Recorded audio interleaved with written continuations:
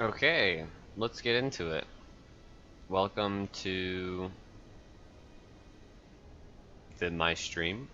I haven't streamed in a while. I don't usually stream, but we're gonna try and capture our win streak on the Silent on Ascension 20, killing the Heart. Man, I love Slay the Spire. I've taken a very long hiatus from Slay the Spire, and I'm coming back. I'm getting back into it. I've got some time this summer, and I think maybe as I transition away from Balatro, maybe it's run its course, I'm gonna be more excited about getting back into the Slay the Spire Ascension 20 win streaking community. There are a group of people out there still hunting down those character win streaks. I don't know where it's cataloged. I wish there was a website where it was consistently cataloged. The win streak records for each character, but I happen to know most of them off the top of my head. Recently, and by recently I mean in the last 8 months, I believe, Life Coach got 52 in a row on the Watcher. He also holds the record for the Defect, which I believe is between 10 and 20. I believe Ironclad and Silent the win streak records are both held by Zeknar. 27 for Silent, which is the second highest win streak record of any of the 4 characters.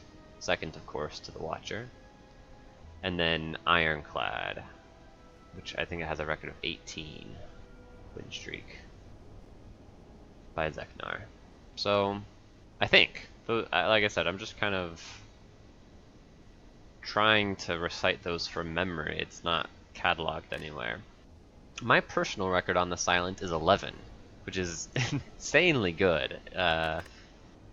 We'll see if I can extend this current win streak I'm on. You can see on the stream title, we currently have a streak of 3. So we won this run way back in May, and then yesterday and today I got another couple wins. There was a time when I was doing a bunch of boss swaps. Oh, that was on Defect maybe. I don't know if there's a way to sort by boss swap. I guess it must have been some time ago when I was doing a bunch of boss swaps. Played a lot of Defect. Can I sort by Silent? Looking for boss swaps on the Silent. You can see almost none of these are boss swaps. I mostly never boss swap on the Silent, but there was a streak right in there where I was trying it out. 1, 2, 3, 4, 5. 5 games, and I'm just like, I'm not gonna boss swap anymore. Those were all losses. Oh, here's another streak. I had Busted Crown, Empty Cage, yeah. I won the boss swap into Bristblade, but for the most part, boss swap is not my thing. So I think currently something I can do to really elevate my play on the Silent is figure out how and when to boss swap. But right now, I think I mostly plan on I'm not gonna boss swap. Let's get into the run. There's a lot to talk about without doing a pre-run analysis for 5 minutes. So let's actually look at what is in front of us to try and get this 4 in a row. Which is pretty good. I mean, I mentioned that my record is 11, and I kind of self-inflatingly said, oh, it's pretty good. But I'm curious what the win streak records are for the average viewer of this high-level gameplay. I know a lot of people just not casually, but you know, they're not necessarily professional content creators, or they don't necessarily spend a lot of time doing content creation, nor do I. But I'm curious what the expected win streak record is from a pool of people that would be found in a stream like this. My point is, 4 in a row that I'm going for right now is obviously a lot less than my record of 11 in a row, but you gotta start somewhere, and also, I think every win is hard, right? Any amount of win streaking is hard. Like 2 in a row is like Good for you if you got 2 in a row. That's hard. We're gonna see if we can get this 4th in a row. So I see we've got the slime boss to start. Sometimes argued to be the hardest Act 1 boss for Silent. The only way I can sort all of the information on the map in my head well enough is to split it up into 2 parts, the post-chest and the pre-chest prospects. Post-chest, you are guaranteed to have at least a relic, and so you want to be more ambitious with your pathing. So if you can route into 2 elites post-chest, that's like the first priority for me looking at Act 1 Silent. You can see that's not possible here. Elites are a critical node, and then the other critical nodes, the next critical node I think about is Fires. So I think the ideal post-chest Act 1 Silent is Elite Fire Elite. Sometimes you can get 2 elites and 2 fires, but that's exceedingly rare. So I usually just try and get 3 critical nodes, either 2 elites and a fire, ideally, if it looks like I'll be able to get powerful enough for that, or 2 fires and an elite. And then you consider, well, what is the path that would lead me to there? In this case, none of the paths are very interesting. I can either get 1 elite, 1 fire, or a fire and elite, I guess, would be the most critical nodes. It's a lot of question marks in the second half of Act 1, which can be a good thing. In this case, I think it would probably be a bad thing because we want to try and get a lot of card rewards to stack our attacks against Slime Boss. Against the the Guardian, and against Hexaghost, but mostly against the Guardian, you get to a point halfway through Act 1 where you can actually start just being very early on, very picky about the cards you're willing to pick up. Like, oh, I'm not going to pick up that second Dagger Throw, or that second Dagger Spray, or I'm not going to pick up, you know, that 4th common attack. I'm going to hold out for some better uncommon attacks or some more utility cards, acrobatics, or maybe some discards, some synergies, some poison synergies. You know, I'm going to wait out for that. Well-laid plans, and I'm not going to loot my deck too much in the second half of Act 1 because you're coming up against the Guardian, who doesn't want you to have that many attacks, and you can kind of control that fight pretty well. Against Slime Boss, I think it's a different story. Against Slime Boss, I think it's actually very important to pick that 4th damage common, that 5th damage common, to pick that 3rd Dagger Spray. Not necessarily specifically you want to go for 3 Dagger Sprays. I'm just saying that by the time you get done with the chest, and you've had maybe a hard fought early Act 1, in the second half of Act 1, if you're fighting Slime Boss, I think you need to continue to be vigilant about every node giving you a way not to just like beat the game, because a lot of times sometimes you start thinking about the final boss and you've got your footworks and your after images. Slime Boss doesn't let you do that. In the second half of Act 1, you have to continue to be vigilant about beating the Act 1 boss. Hexaghost is the same way, but Hexaghost has some like asterisks there, because Hexaghost can be solved by a card or 2 a lot more easily than the Slime Boss can. If you have just a single deadly poison that you're able to upgrade, suddenly your Hexaghost concern almost vanishes. It doesn't do it on its own, but you no longer need to aggressively look for a way to finish off Hexaghost in time. You can kind of play for late game prospects, because, like, you know, a footwork will help in the Hexaghost fight too. And the Deadly Poison Plus can be most of your damage solution, usually not all of it. The Slime Boss, it's not the case. Caltrops is the other one I'm thinking of. Caltrops is a great Hexaghost solution, terrible against Slime Boss.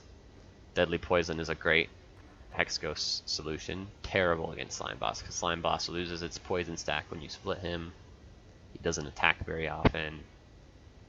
So it's just a lot harder than Hexaghost to solve in just a handful of cards. So you don't, this is a long explanation as to point out that you don't want these question marks. Question, fire question elite. Let's say that elite is easy for one reason or another. It's not a safe assumption, but even if it were, it's like, what did you gain here? Maybe like some gold. A lot of the Act 1 question marks are gold related. A lot of them trade health for value, so like maybe some card upgrades, like Shining Light. But very few of them actually let you choose cards, and so you get a single card reward after the chest to try and wrap up your Act 1's ability to beat Slime Boss. No way, it's not going to happen. So this right path, even though it's the most attractive as far as maximizing critical nodes, Fire Elite, Fire, Fire Elite, so 3 fires, 2 elites, I don't think it's a pick at all.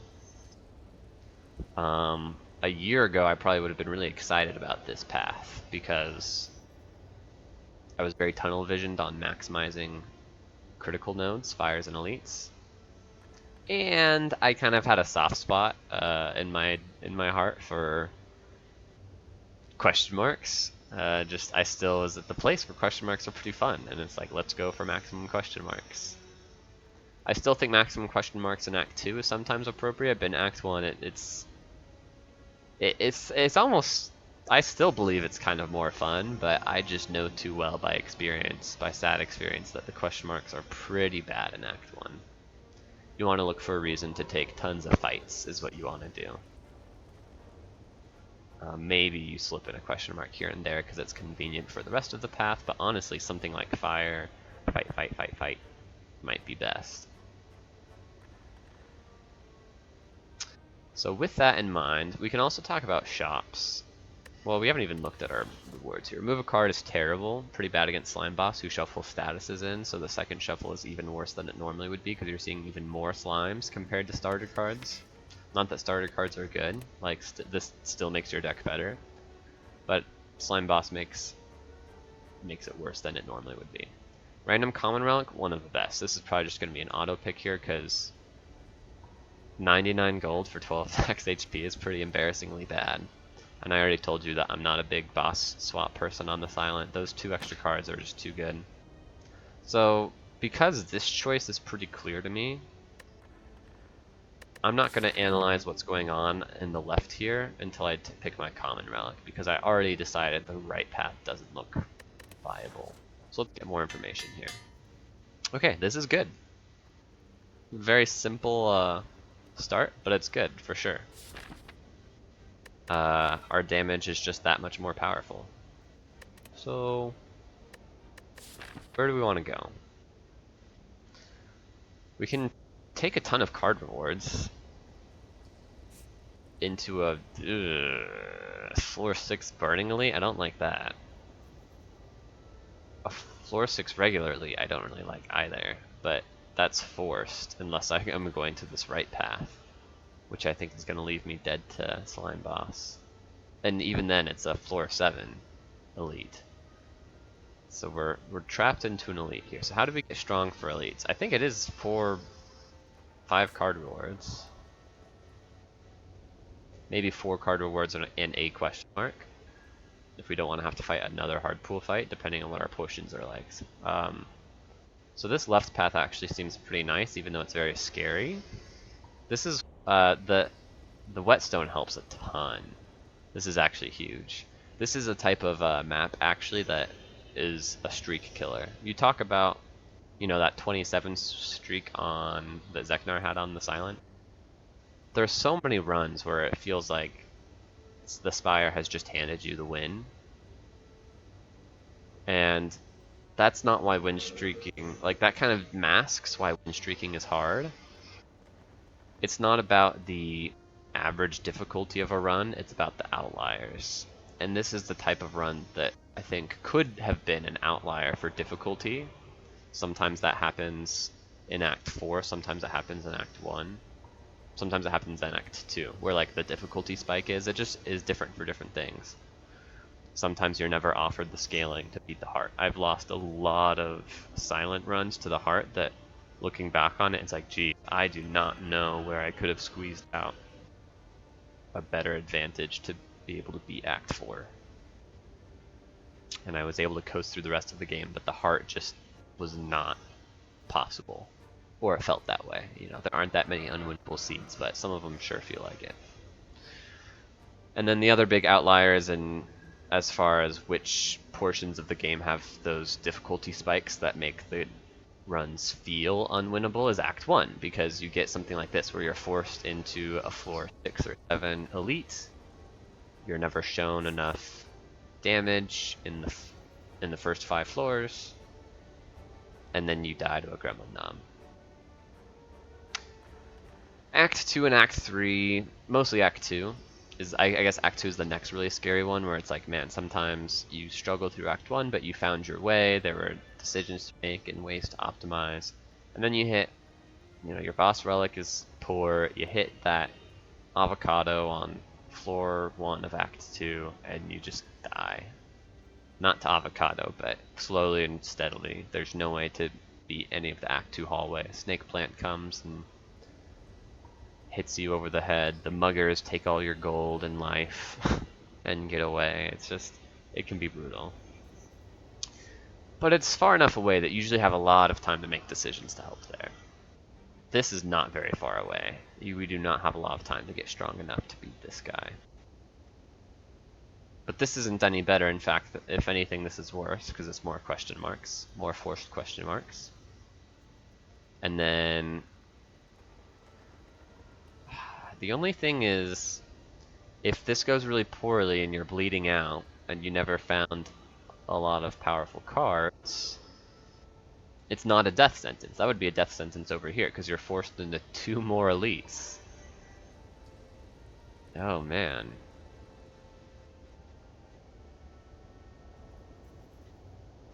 Maybe it is the right path. Because the elites are scarier than the boss? I wish there was a way to choose later on. It's either here and force myself into 3 elites, which seems like a potential death sentence, or here and force myself into 2 possibilities, either a 1 elite act with just 2 fires, pretty poor, or a 2 elite act with 3 fires, which sounds really good, but then you have all these question marks here, and maybe you lose to the slime boss. Man, I'm talking myself into this right path. 2 elites and 3 fires sounds so much better than anything else I pointed out. 3 elites and 1 fire, starting on turn 6. 1 elite and 2 fires. Again, with the elite still being on floor 6, like there's still a good chance you lose a ton of life here. And then you don't die because you're able to limp on, but slime bosses may be just as hard as it would be on the right because you got, maybe you got more powerful because you saw more card rewards, but your life total is lower because you had to fight a floor 6 elite instead of a floor 7 elite with a fire. The other thing is this early shop. I think because this is too likely to just be dead, maybe we die on floor 6, maybe we're able to rest, but then we die to the following 2 elites and hard pool fight. I think we're going to go right, and if we're going to go right, let's just start here, because it's the same all the way up to here. You still have all the same options once you get here. Okay, we can split both of them. We can, the right louse, take none, then probably kill whomever we need to. Yep. Although, I guess we can do it this way. Okay, no damage, floor 1, very good. That's very likely with a whetstone. And here you see the problem with slime boss. These are not good against slime boss. These are not good against gremlin knob. Bane is speculatively the best against any of those, but it's worse than both of these strikes. It kind of almost makes my deck worse in the next floor, so I could just like skip and say like Bane's not good enough. The problem with skip is we don't have enough time to get powerful against the elites. The nice thing about Bane is it turns on Noxious Fumes as an out against both Slime Boss and the elites. There are other cards it synergizes with, but Noxious Fumes specifically is a card that it's nice to have an excuse to take because it solves a lot of the things in the Spire, even though it's pretty weak. Like it has a high cap to solve problems that you need to solve, specifically boss fights or just long AoE fights. I'm trying to think of an example of long AoE fights that actually applies to, but I guess really just boss fights, right? Is there any non-boss fight that you're happy that you picked Noxious Fumes for? Sometimes. Sometimes. Maybe like an Act 3 Elite, where it's just you need the damage scaling. Anyway, Bane makes that card a lot pickable because they help each other out. So now they're like complementary. Neither of them are good on their own, but together they are a little bit impressive. I don't think I'm afford to skip. I can afford to skip. Having to discard the Ascender's Bane there is a little weird, but I'm not unhappy about it. I didn't think too hard about that. Might have been a mistake to play that strike. It might have been better to triple defend, but because we had the neutralize, it was okay. Okay, Dagger Spray is great. So was Endless Agony, though. Dagger Spray is probably a little better than Slime Boss. It's definitely better against sentries. It's probably worse against Lagavulin, but it's definitely worse against Lagavulin. It's probably worse against Gremlin Mob. In Act 2, it's probably worse against most things in Act. But because I'm worried about Slime Boss, and I'm wanting to go right, I think we take the Dagger Spray.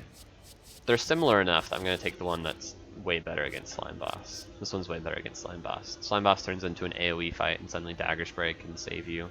If you have like kind of a weak split, it can allow you to turn a weak split into 2 strong splits in the second part. Anyway. What's this question mark?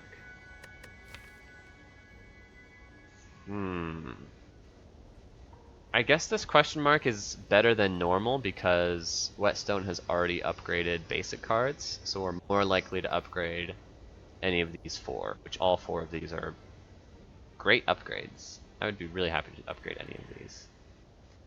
So let's do it. Nice, we hit 2. It's not super likely, so we got lucky for sure. Okay, so resting here is totally viable. This shop is not very good. We didn't talk about shops when we did mention pathing, but definitely going to a shop before you have 160 gold is pretty bad, because then you can't afford a common relic or a shop relic. And that's too bad. But we can just afford some cards or potions, and that's kind of what we need at this point.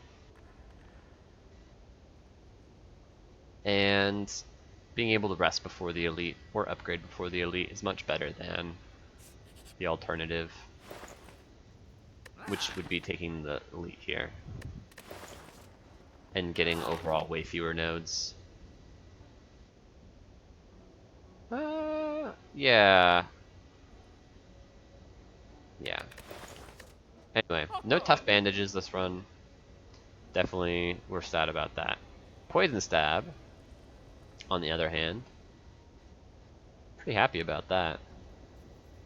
Crippling Cloud is... I hate this card. I don't know when I've ever picked it and been happy. I think there was one run and like, you know, I'd been just jamming runs. So let's say it was like 1 in 50, where finally I was like, I guess I gotta take this Crippling Cloud. And I wasn't even like, it felt like the best pick at the time. And looking back on it, I'm like, I don't even know if it was worth it. The 1 in 50 times that it seemed like it might be worth it, it still wasn't. It's kind of what it felt like anyway. It's pretty bad with... It's not bad with Bane. Like, obviously it's a synergy with Bane, but it's a really bad synergy with Bane. Because it's 2 energy, which means if you're going to play them together in the same turn, you don't get to do anything else. I guess this weakens people, so that's okay, but I would much rather Poison Stab Bane and have 1 energy left over to choose what else I'm going to do. Poison Stab's cheaper. It's good against Lagavulin. Gives us a way to beat Lagavulin. So I like the Poison Stab a lot. Makes a lot of sense. Anything else exciting here? Doppelganger on sale, but we wouldn't be able to afford it and the Poison Stab. So we would just buy Doppelganger in the shop. That seems pretty bad. Flex Potion seems very good though. I could actually see us taking Flex Potion. Poison Stab, Flex Potion. I like that a lot.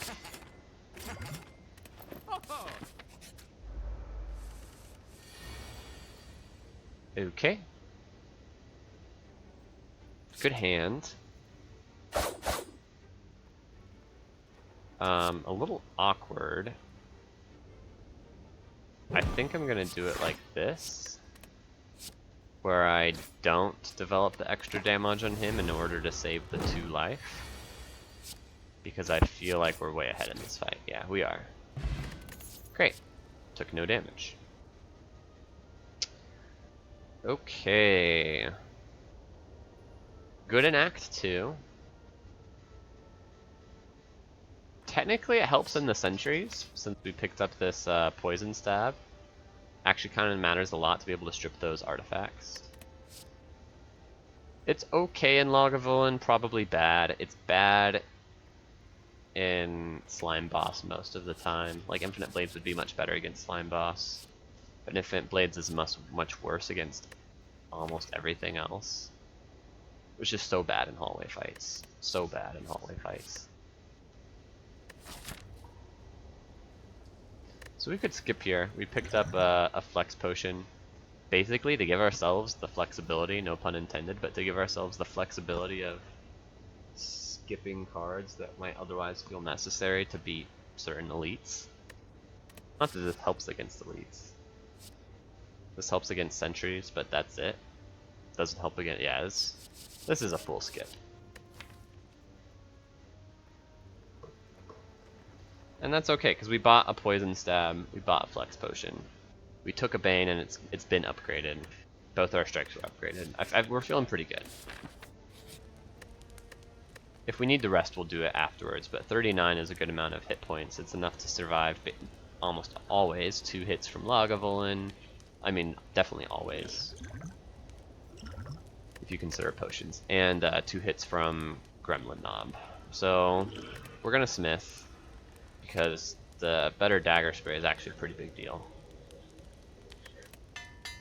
Especially if this is Sentries, which we're hoping it is, right? Or Sentries is our best fight. I know Bane is hard to land in the Sentries fight, but Dagger Spray Plus is clutch. Nice. Okay, so we have the option to just say, hey, let's use the Flex Potion right away, because we don't have a hard fight coming up in a long time. And yeah, I guess just that. On the other hand, Essence of Steel is a pretty bad potion that performs usually pretty admirably in this fight. So for example, it could let us Survivor, Dagger Spray, Neutralize, Strike, taking any damage this turn and guaranteeing 4 block next turn.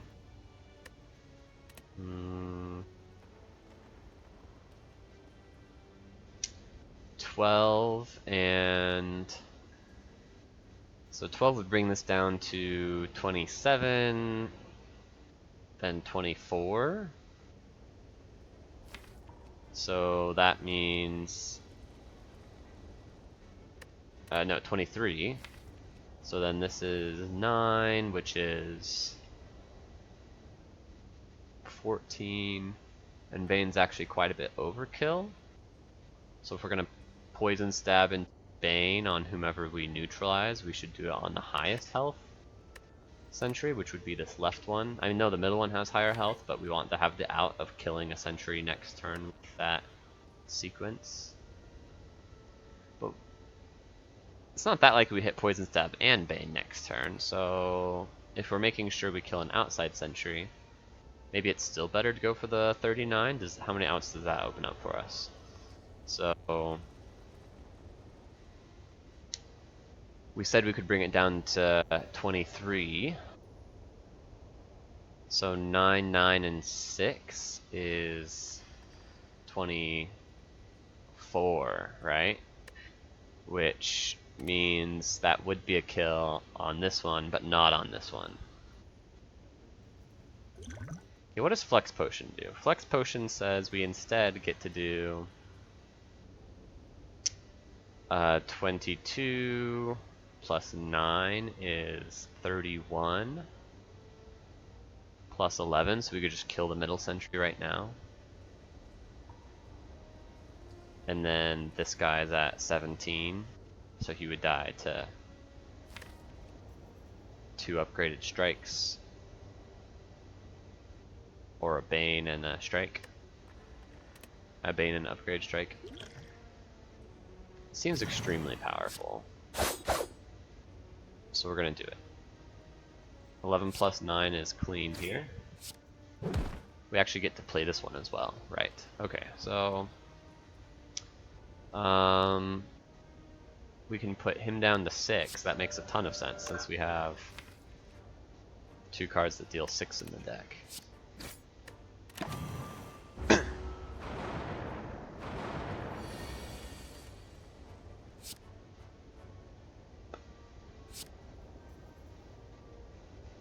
Okay.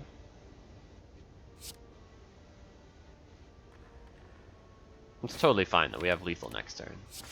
Just full block. So I'm not sure how much that potion saved us. Hello, Wraith Form. Ink Bottle is one heck of a card too. That potion probably saved us somewhere between 10 and 25 life. Pretty dang good, honestly. It's a premium potion, but I don't think we're gonna need it for a while. Although we're not getting a lot of potions to replace it. I do remember thinking about that when I looked at the map, when I was considering. I'm like, oh, well, we don't have another hard fight for like a bunch of floors. But also, we're not gonna replace that potion very soon. So maybe that was premature. Maybe not. Well, I like upgrading Wraith Form. I also like upgrading Poison Stab, but we can upgrade both. I guess we'll start with Poison Stab. The Wraith Form upgrade won't matter until the boss fight as much. Letter Opener is great. Okay. Does it do more damage each time, or is it always 5? I guess we'll never know. Haha. Sometimes lucky. Okay, this is a shrine, so that means this is going to be a fight, so that's good news for us. With the letter opener, we kind of want to remove strikes. Also with the upgraded strikes, we can remove strikes safely.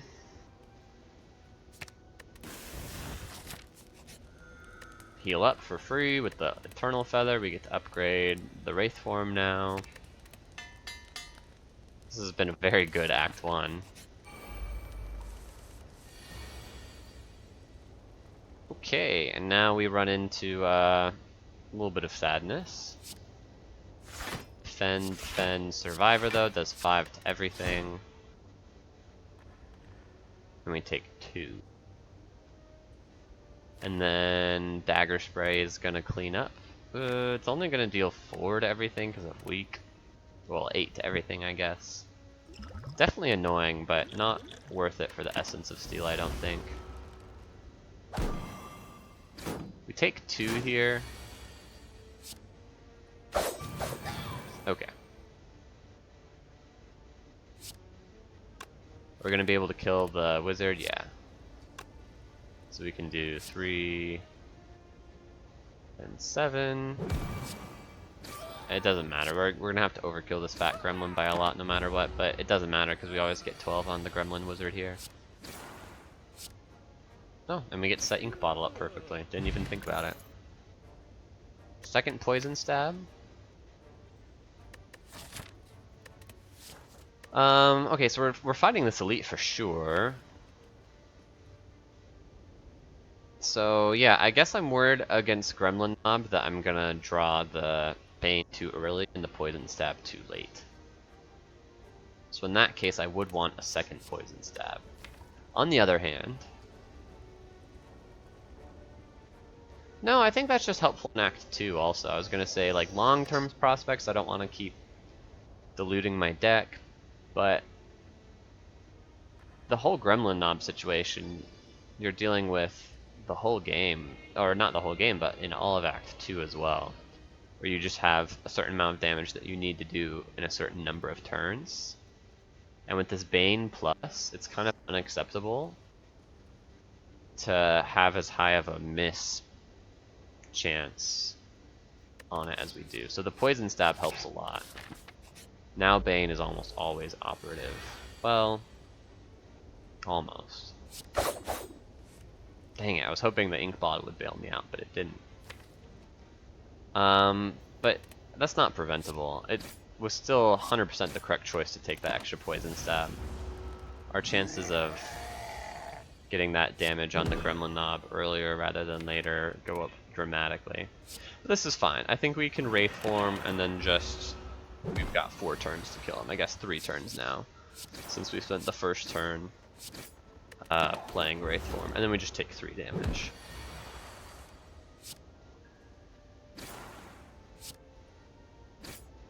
I guess we can save ourselves a life here.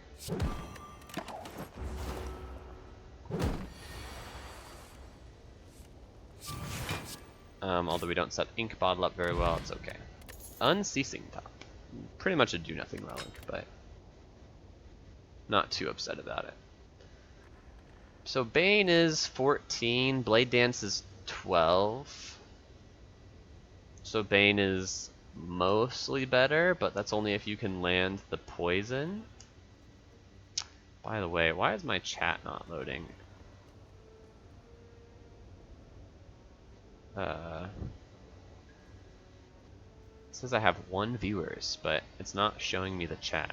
Maybe if I pull it up on my screen over here, I'll be able to see it.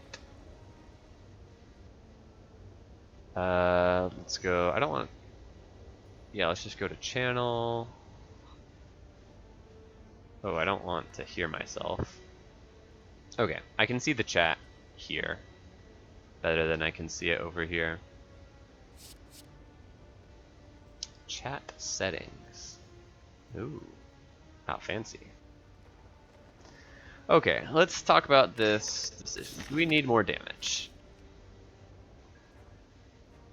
Maybe. An unupgraded Bane is pretty lackluster.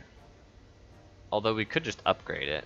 The other upgrade option is Poison Stab, which is also, like, it's pretty lackluster to upgrade Poison Stab, whereas, like, it's pretty cool to upgrade Bane. It's an extra 6 damage with rounding benefits, because you go from an odd number, which rounds down on vulnerable, to an even number, which doesn't have to round on vulnerable.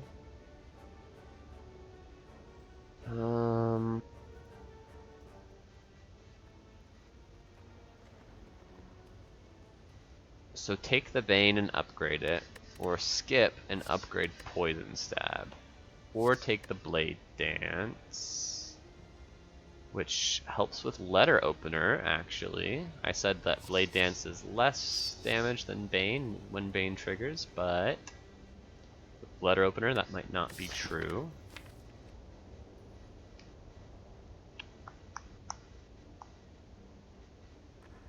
Wraith form tells me that I just wanna, it's like a race. I just want more damage, and Bane is more damage.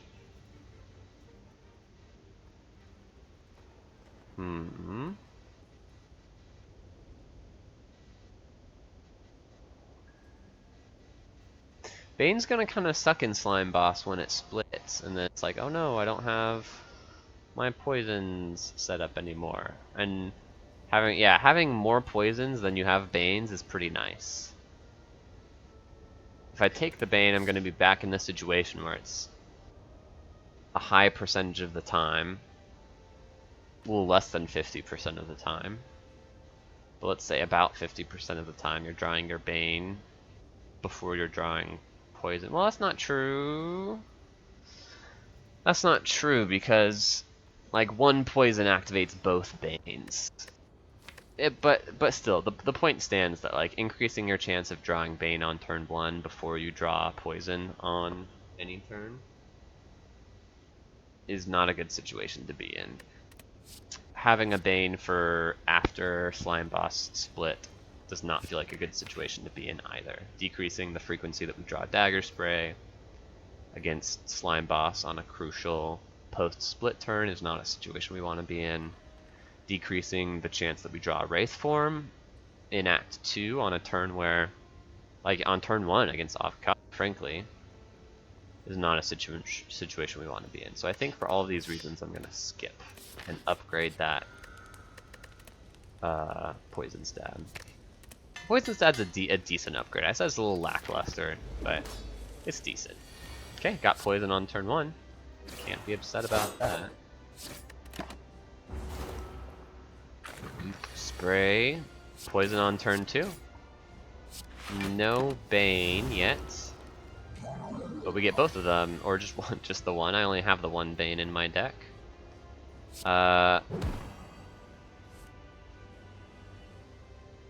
We probably split, right?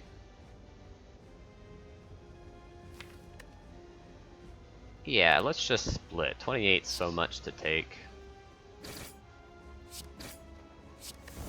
Splitting at 57 is not half bad.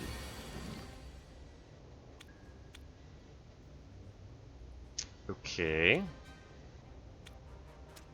Trying to kill him or split him before he attacks is pretty good. Do we want to use Essence of Steel? I don't think so. I'm at 48, so I think I'm gonna get out of this fight. So this will just be worth more life in the next act. Wraith form's not bad. But also, Dagger Spray, Poison Stab, Slime's not bad. Just take 12.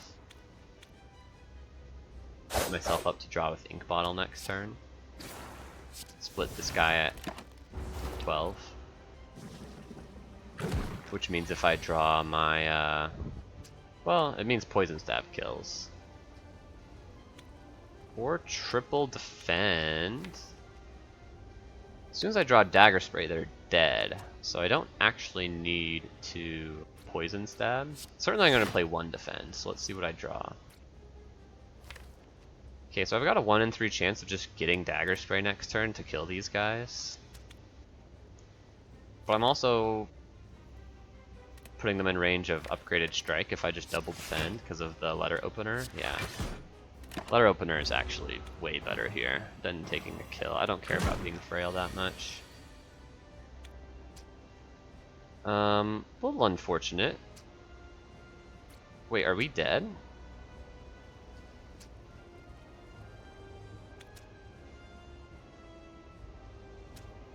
Unfortunate that this guy just always attacked, is what I was thinking. I'm like, oh, he's about due for a skip. But he only ever attacked. So what does he split at? 29? Jeez, that's awful.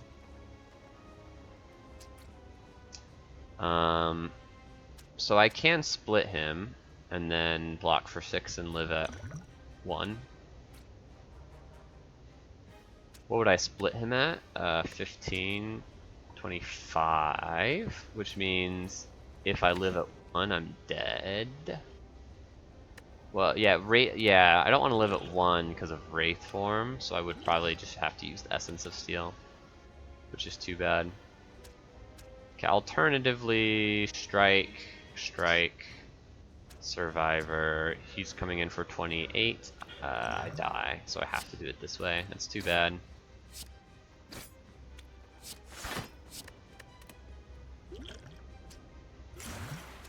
And I'm using this so that I'm not at 1 life, so that way Wraith Form bails me out immediately if I need it to. Do I need it to? Yep. Jeez Louise, this has been a really bad fight. That's okay. Dagger spray is really good here.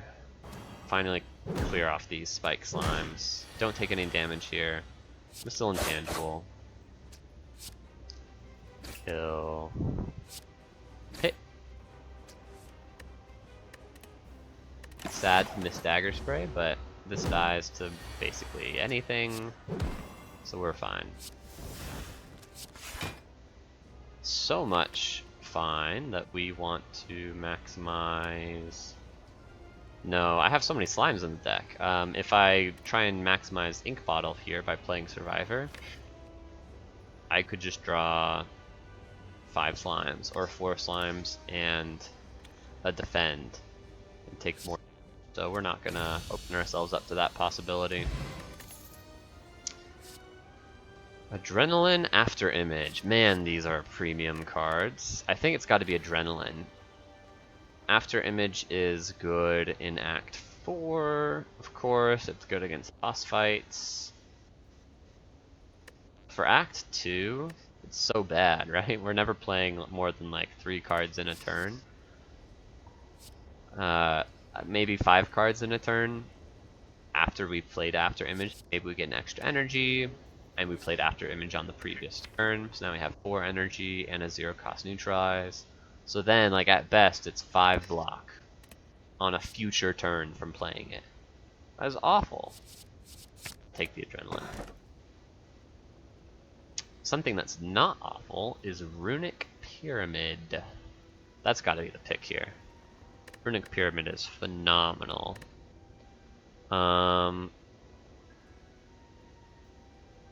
Turns Unceasing Top off even more than it did before, but the alternate, so does Calling Bell, because of the freaking curse that Calling Bell adds to your deck. It's 100% Runic Pyramid. These are not that good. Sacred Bark is okay, but we don't have any potions right now, and we're not that powerful. So I'd want to be more powerful. For Avocado on the next floor, this makes me more powerful. I can save Wraith Form or like, yeah, there's a big problem in this deck right now, whereas like, oh, if I draw my Poison Stab, Bane, and Wraith Form on the same hand, it's like I either get my damage in and then take a million, or I protect myself for 3 turns, but then I stall out on my damage. So, yeah, Pyramid, that's a no-brainer. Okay, overall, I think Act 1 went about average. There were some big wins and some big losses. Big wins include Wraith Form Plus, Adrenaline, Pyramid, Eternal Feather. Those are the big ones. Mostly in that order. Probably if I were going in order of the how good the win was, Runic Pyramid was like the biggest win, the most important element of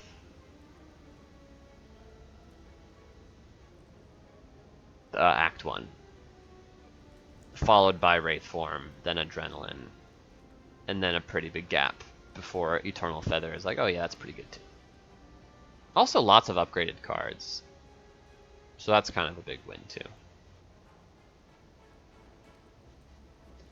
The things that didn't go well, I don't know, we got quite a few relics. 2 elites, chest, the Niao bonus, and I guess we must have gotten one from an event. We removed a card also. We're down a strike. That's pretty good. I'm changing my mind as I'm evaluating all of the things that happened in Act 1. I think it was more good than bad. The bad is using both potions, or having to use that potion in the slime boss fight in general. Losing all of my health in the slime boss fight also, so now I'm at 51 instead of like 60. 60 would be... It would be nice to have like 9 more health if I had taken 30 less damage in that fight. I went from 48 to 5. Ugh. Eternal Feather might make up for that entirely, so we'll see. Let's take a look at this act. Okay, I'm seeing post-chest. The most elites we can do is 1, again. But there's one in particular that has 3/4 critical nodes, an elite, 2 fires, and a shop. And they're in a nice order. The elite coming last is very good, because that's when the elite is easiest to fight, and then getting you ready for the collector.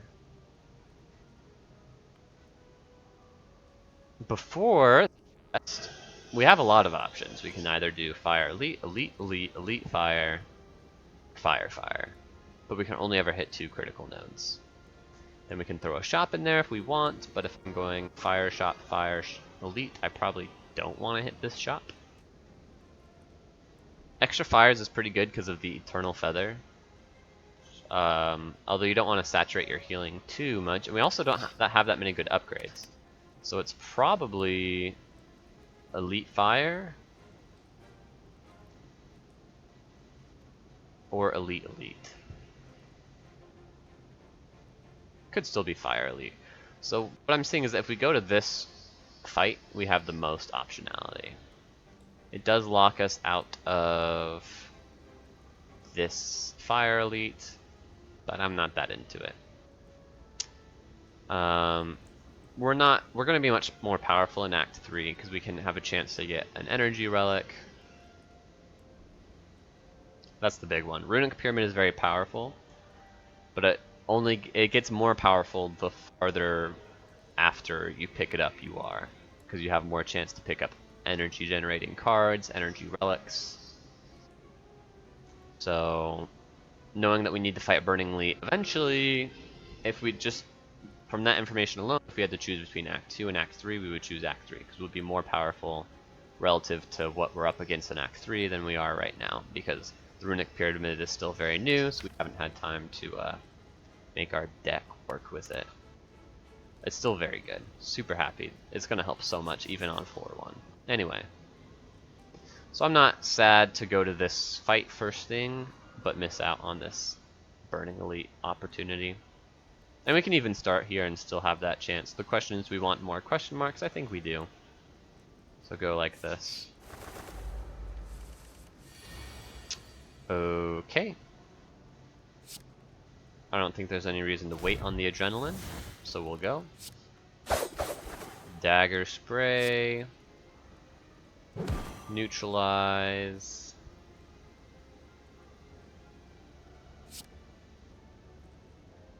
Strike, strike, strike. Just knock 2 of them down.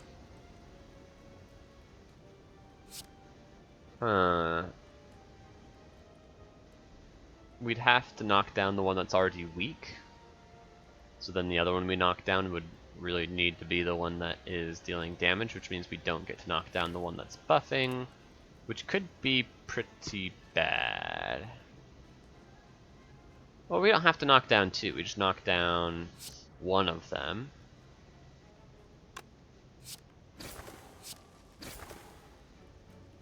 That's dealing damage, and then we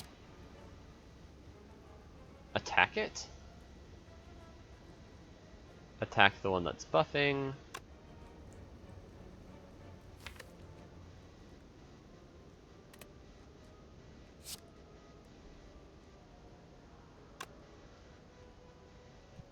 Attack the one that's knocked down is my instinct. Because it dies to a letter opener proc. That's the route we go here, just like triple defend. Yeah, look at that. Triple defend is pretty nice.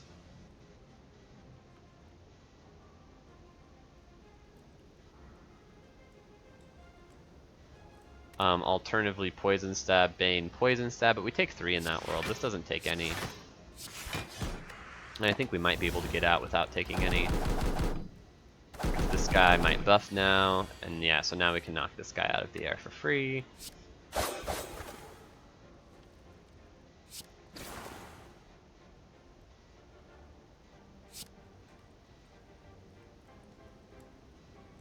We could use the Bane, but we don't need to. Save the Bane to knock this one out of the air next turn. Or just to triple block. Yeah, there are a lot of ways to get out of this fight without taking damage.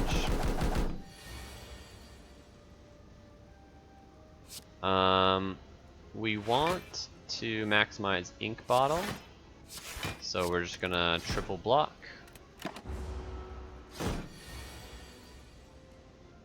And then we're going to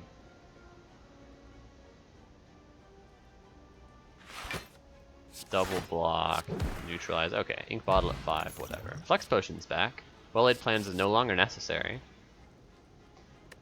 Slice is a 0-cost attack, so we can dump it from Runic Pyramid more easily. I don't think that's what we want to do. I think with Runic Pyramid, we want to take things like Concentration, Tactician, as far as like the energy significant cards, rather than just taking like a 0-cost damage card.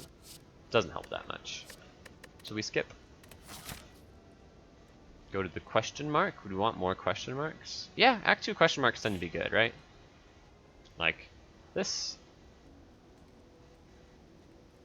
Just get rid of a strike or defend. Probably a strike. With letter opener. It's a better consideration.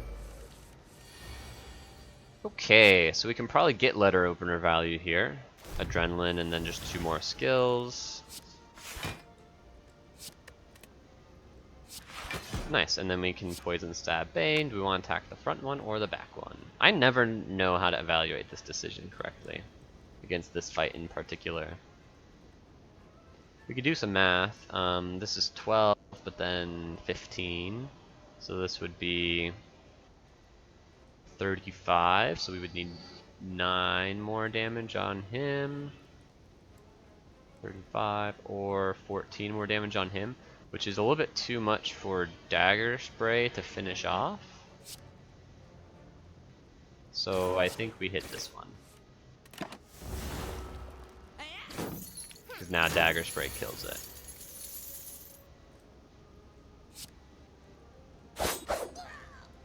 And then we just double defend, take 1 more. So we took a little bit of damage there. But now we're mostly out of the fight.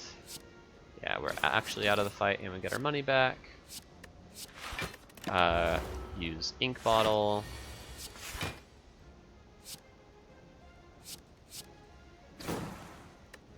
Okay, he dies to the poison.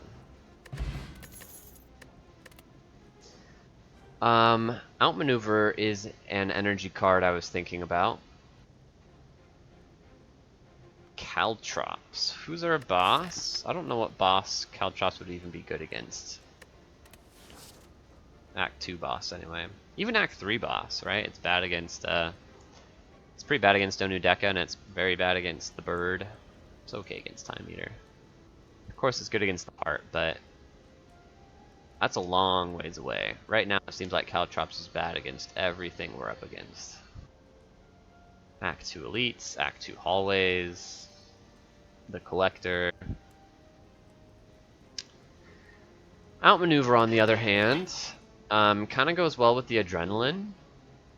Adrenaline can give us extra energy, and then it's like Outmaneuver can pass that energy to the following turn and help us be energy positive. Pick up energy positive cards, which is pretty important for Runic Pyramid.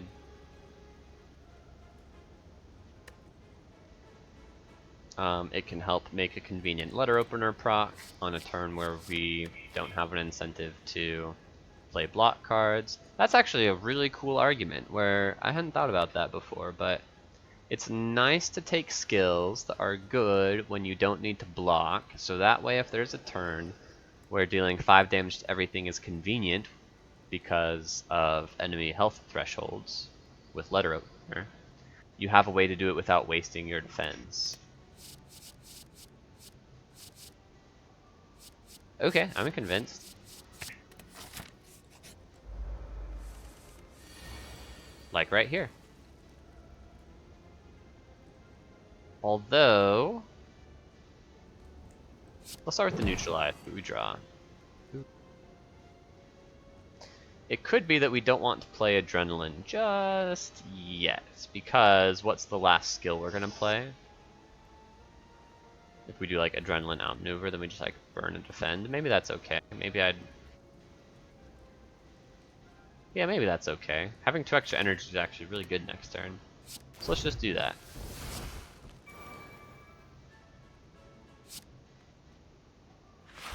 And then we'll just double poison stab.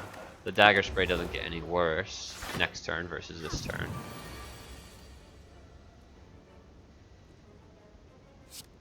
We should be able to kill this guy, right? Yes, we can. Do we want to? Yeah, probably.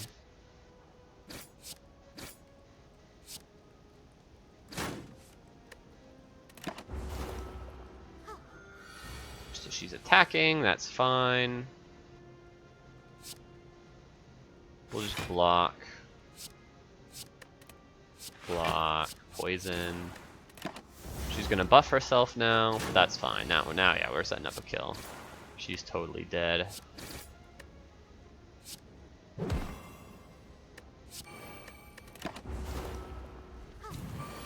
She was guaranteed to not be healing herself that turn.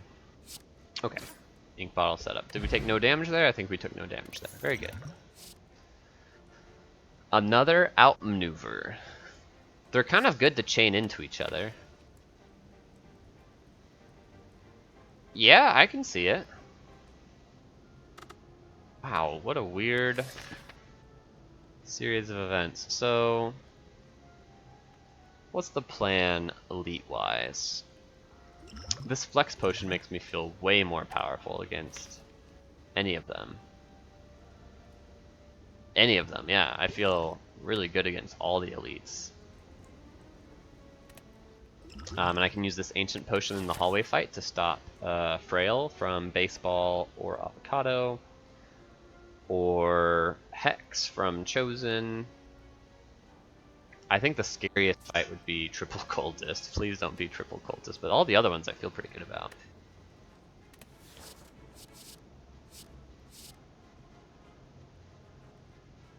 So another outmaneuver, just to like help with energy stuff. Yeah. I'm down.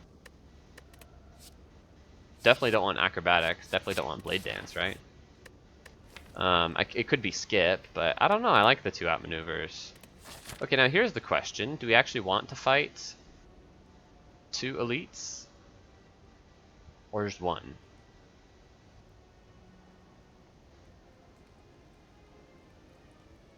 I think we can decide that after we see how this elite fight goes and this hallway fight goes. Missed out on a question mark, but maybe that's a good thing. More card rewards.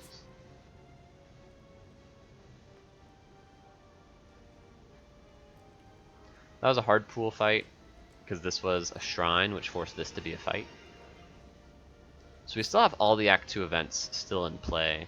There are some that I don't want, right? Freaking Forgotten Altar could just, like, destroy us right now. Yeah, let's skip the event. Okay, it's avocado.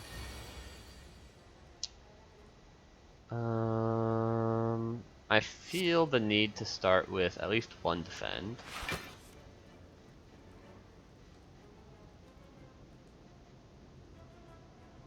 Okay, I feel the need to block the Frail.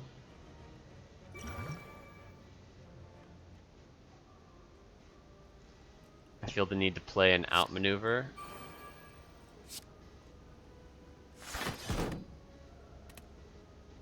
Jeez Louise, well this is bad. Okay, there's the adrenaline, which is good. We do need to make some hand space though. We can start with outmaneuver. He's attacking for what? 20? So, like neutralize and survivor and defend gets there. We might not draw all of those, but like triple defend takes 5. That's pretty bad. I don't want to take 5. But I do want to play outmaneuver. So maybe I play Wraith Form afterwards, but I think we definitely start with adrenaline. So draw. Okay. So dagger, spray, strike. Wraith Form takes 2. Oh, we could actually dagger, spray, defend. Wraith Form takes none. Doesn't kill him, but it sets up very well. In that case, I would rather poison stab. Yeah, I think it's going to be defend Wraith Form. And then poison stab to set up as much damage over time as possible on this guy.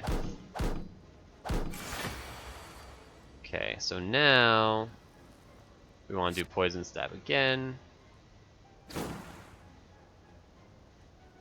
Bane. Dagger spray.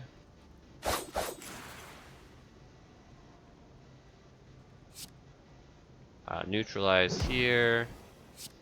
Strike and defend. So we took like 11, what? No, it's like 16 damage on turn 1. That was like unavoidable, but then we got out pretty well after that.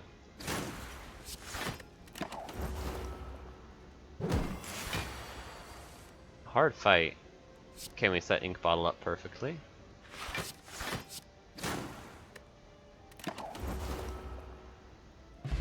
No potion back though. Prepared's good. Prepared, oh, Skewer is really good too. So something I was thinking about with these outmaneuvers is you can set up nice Skewer turns.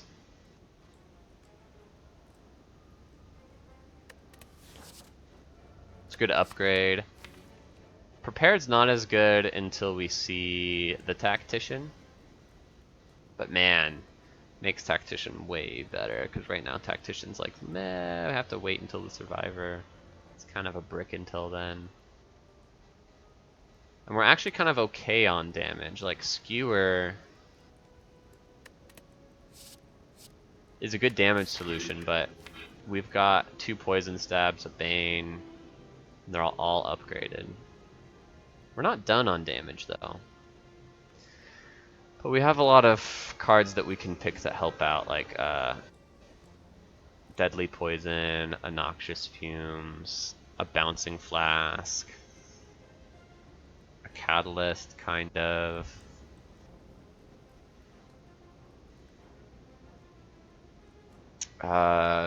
Glass Knife, pretty good. The Prepared helps with the letter opener a lot, though.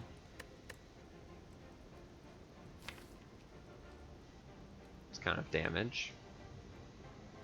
I think the Skewer is just too much of a brick. Prepared is nice. It's a good upgrade.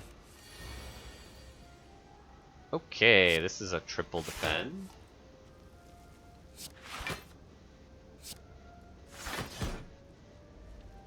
And this is not a good start. But that's okay. Neutralize is good.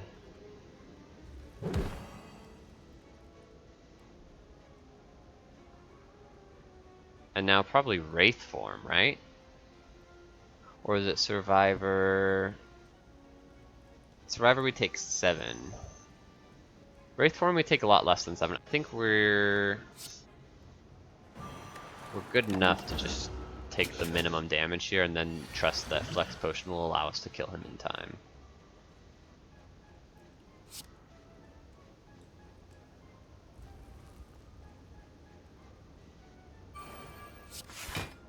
This is a little weird. It seems like weird to go so slow, blocking for so much when we're intangible. But this is why. It's because this turn becomes insanely good.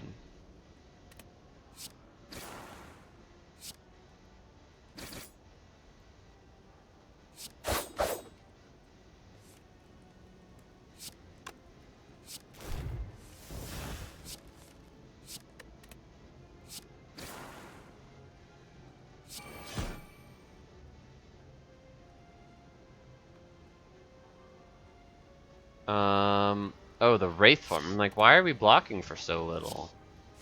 Okay, we take a couple more here. We're set up to kill, hopefully. We're just not, are we? We're totally dead here. Man, I thought we were so far ahead. Does Bane get there? I think it does. Wow! Yes! Woo! Definitely we played that fight a little fast, but we got out somehow. Unbelievable. Yeah, it feels like we should not have been in a situation where we only have a 1 in 4 to win. Something went wrong there. I don't know what.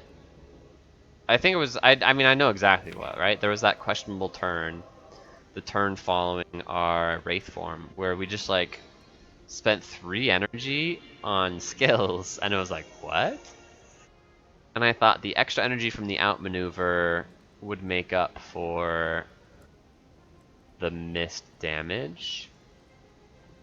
But why would I play the 2 block skill? It's like, in my mind, it's so I could draw more cards, right? Because my hand was full, so I'm like, oh, well, if I play Survivor, discard a card, my hand gets bigger, so I'm able to find the Bane, more likely. The play made sense, but, and maybe it was the best play, but I'm just my instincts are telling me that something went wrong if we put ourselves in a position where, even with a Flex Potion use, we were dead on turn 4 or 5, whatever turn this is. Turn 5, right? We were dead on turn 5 unless we drew exactly a 1 in 4. I think part of it was underestimating the impact of the wounds. The wounds were kind of tough, stalled the draw out there. Because you could imagine I was kind of banking on getting, it's like, oh, if I get through 2 shuffles, if I play Bane twice, I'll be fine, which was true. But I was not guaranteed to get through 2 shuffles because the wounds were just perfectly in the way to potentially stop me from drawing the Bane. They didn't. They absolutely could have.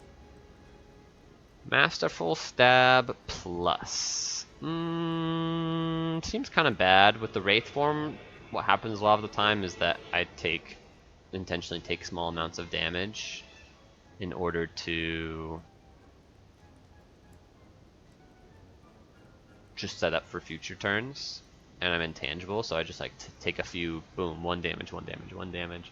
That makes Masterful Stab quite bad. I don't need the 3rd Poison Stab. What do I need? Well, I need to rest, or at least come to this fire. I need to not face another elite. I need to not die to this hallway fight somehow. Uh-oh. Could be in trouble here. Well, if I'm trying to not die to the hallway fight, maybe it is Masterful Stab. Masterful Stab helps against Triple Cultist, it helps against Chosen Cultist, it helps against Chosen Bird a little bit.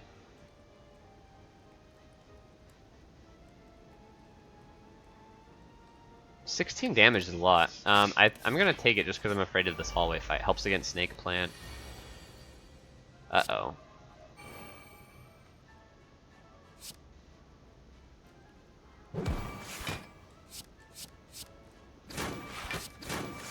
I think we dealt a little bit less damage than we could have there because of some order on the neutralize. We're not dead yet, so that's good. Oh, we should have saved the neutralize. Of course, that makes sense.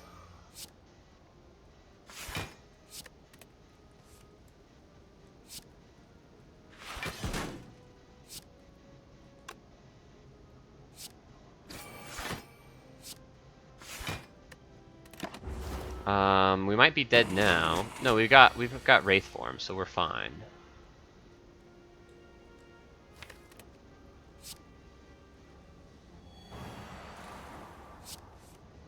I mean, we're fine. We're alive. Ended up not being punished for playing the neutralize.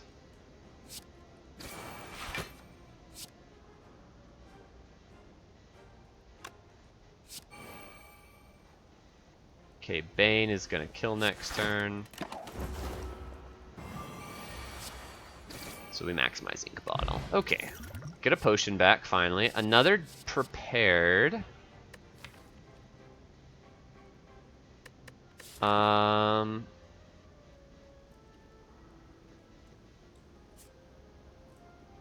I think we can afford to take prepared and maybe upgrade it twice. Like, we have 2 prepareds, but we have 2 fires coming up. For every 5 cards in your deck, yeah, so we're pretty far away from getting to that next threshold, but we can get there, and it starts by taking another prepared. I kind of like it. I kind of like it. Go here and upgrade prepared.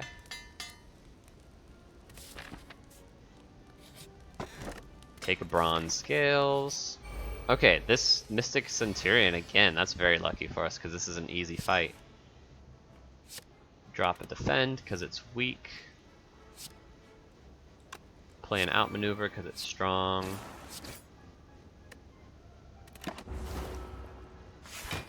We did just enough damage to force her to heal, so that's good.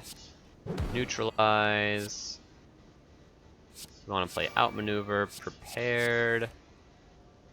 Defend and survivor is perfect block, so we're gonna toss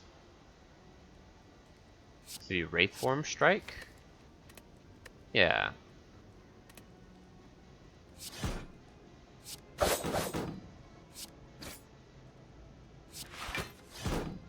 Oh, he's just dead? But it's better to force her to heal again next turn, right? Is it? Yeah, because when she attacks, she makes us frail, and I don't like that. So we'll do it this way. Because Bane guarantees kills him next turn anyway.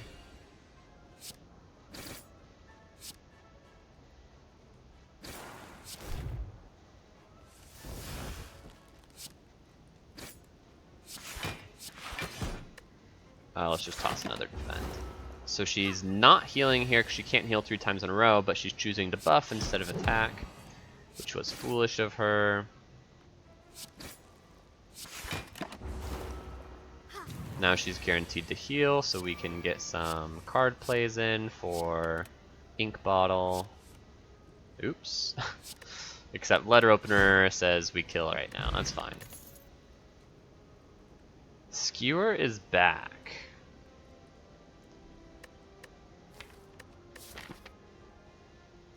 We could upgrade it too. So we can take Skewer and upgrade Prepared and Skewer.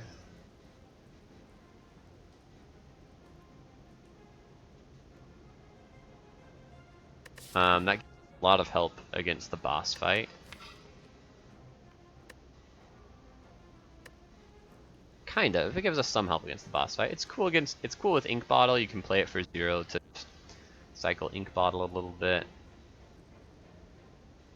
I think really what we want though is Tactician Reflex with these prepared pluses.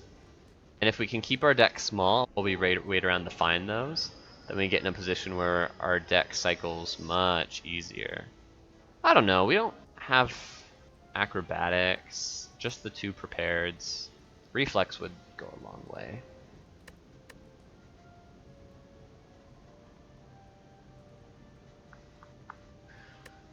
Skewer gives us a lot of outs for winning this run. Right now, to beat Collector, we're relying on finding very few outs. Noxious fumes.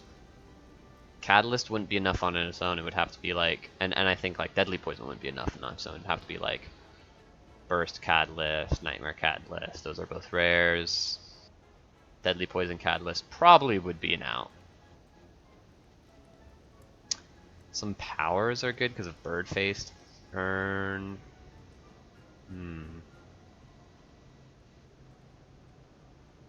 I like the Skewer. I'm gonna take it. But I'm gonna upgrade the Prepared. And I'm gonna pray that we see a Tactician or a Reflex in this shop. Nope. Nope. Impatience doesn't work with. Now that we've taken Skewer, but we probably wouldn't have taken it anyway. Like Masterful Stab also can block it pretty hard. Move card ain't bad. Back Stab is not great. It's pretty bad against the Collector because it doesn't have its minions on turn 1. Master of Strategy's not great. Honestly, card removal is seeming better than any of the things I've mentioned so far. Ornamental Fan doesn't seem worth it for the cost. Yeah, definitely not Ornamental Fan. Oh, Twisted Funnel seems okay. Kind of an out. Yeah, Twisted Funnel is great with the Bane. Oh, yeah. I'm seeing it. So Twisted Funnel, get rid of a strike. That's a great shop right there. Am I dropping frames? I dropped a couple frames for just a moment, but it looks like we're mostly fine. Okay. I'm much more powerful. Heal up again. Upgrade this Adrenaline. Outmaneuver or Skewer. Probably just Skewer. Skewer is a great upgrade. When I was talking about outs that picking up Skewer gives me, Terror is one of them, though we didn't see a Terror in that shop. I was really hoping we would. Pen Nib is another. It's a common relic. We'll see if we didn't see it in the shop. We'll see if we pick it up from this elite. I guess those are the two. Technically,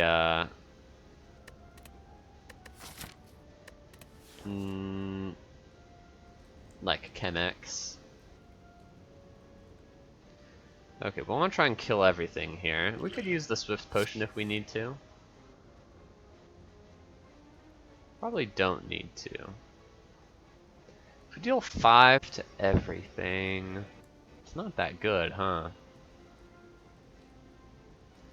Well, it puts Fat Gremlin to like 8. It just doesn't matter. Well, it does, right? Because, yeah, otherwise he's at 13, which means Poison Stab doesn't get there. Although Masterful Stab still would. Masterful Stab, Poison Stab.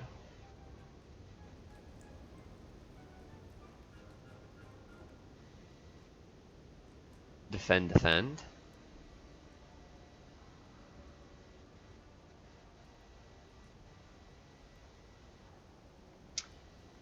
Take 8.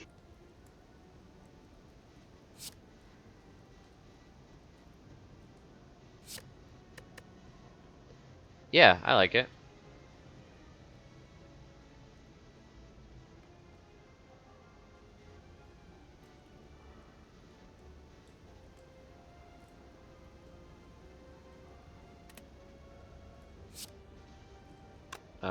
Defend.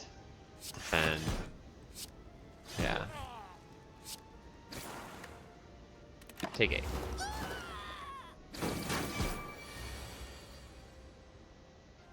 Oh.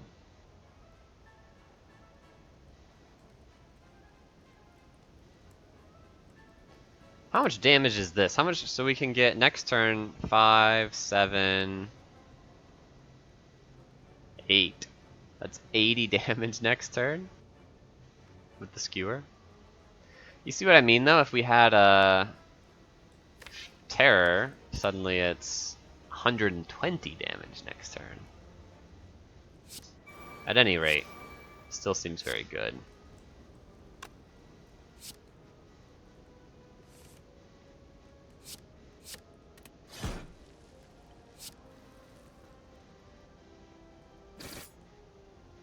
It's not lethal though.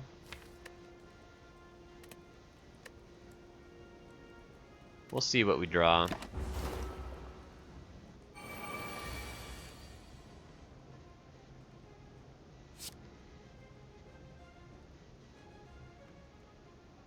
We don't need to take lethal because dagger spray plus other things can clean up.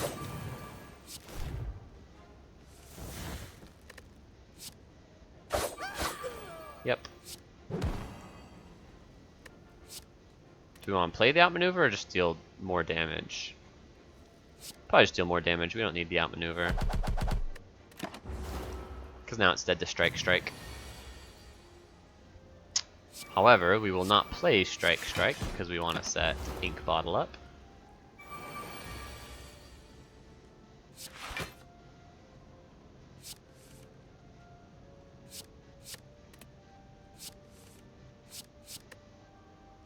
Oh, we can get some healing here.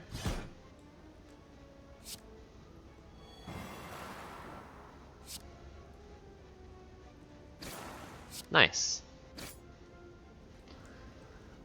Great fight. Great fight. You can see this deck is... Yeah, Silent is so hard, Dolphin Burb. Thank you for following, by the way. Yeah, it's interesting. The beginning of the act, it's like we just got pulverized. We started the act at 51, and then on floor 1 we took like 10 damage, 11 damage, and then on our first hard pool fight, Avocado Rat dealt like another 16 to us, and we felt like we were in trouble. We almost died to Book of Stabbing because maybe of a misplay, but also like Act 2 elites are just really hard, and our Bane on the second shuffle was really far into the deck, so we almost missed it. Got it just barely. But now, ever since then, that was right here, ever since then it's felt like a breeze. I mean, we fought another Centurion Mystic. That's been pretty lucky, actually, seeing 2 Centurion Mystics in the act. We saw a Snake Plant, which was a little scary. Snake Plant dealt 8 to us. I guess, yeah, this fight felt easy, and Centurion Mystic felt easy, but those fights are allowed to feel easy, and still the rest of Act 2 is extremely hard. This is just an easy elite fight, depending on what your deck is, I guess. Okay, we were talking about damage outs for the Collector. Is this one of them? I think not, right? It's going to be too hard to have the mana to play this. So what does that mean for the upgrade, though? We can upgrade Adrenaline or Outmaneuver. Probably want to upgrade Outmaneuver. Yeah, upgrade Outmaneuver is great. So we don't need to take something with an intention to upgrade it to find a good card, because upgrading Outmaneuver is very, very good. 2 max HP is okay. I just think this is a skip. Man, we didn't see Terror or Tactician or Reflex. That's really what we need. Without them, this is going to be brutal. Very, very hard. I'm nervous about this fight for sure. More poison. It's good. Prepared to look for anything. Don't really need the strike. Don't need the Wraith form just yet. I think it's going to be important to save the Wraith form for more critical moment after we're frail and vulnerable. Because we can't kill her fast enough.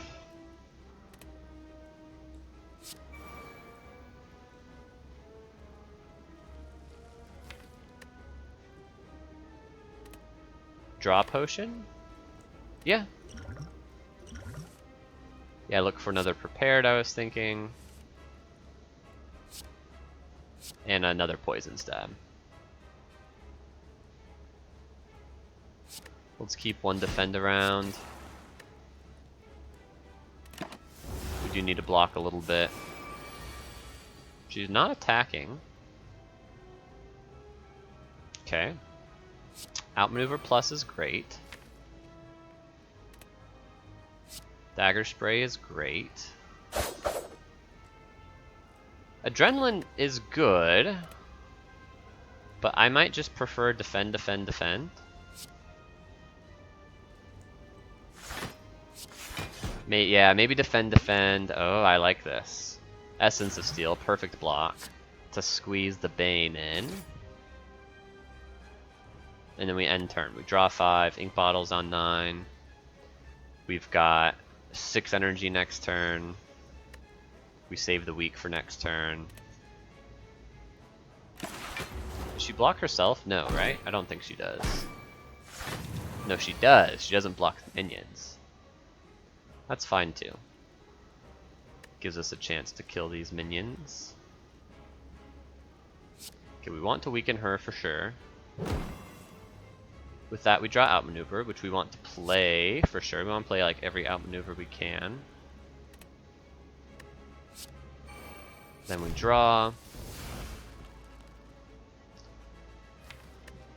Okay, 12 to everything plus 5 to everything, 17. So we need to deal 6 more and 7 more here and here. So that's just a couple strikes. But we have to play a couple of strikes. We can't get away with it.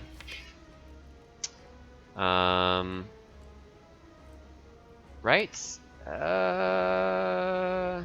Yeah, because even if we trigger the letter opener an additional time, then we would need to deal 1 and 2 damage respectively. So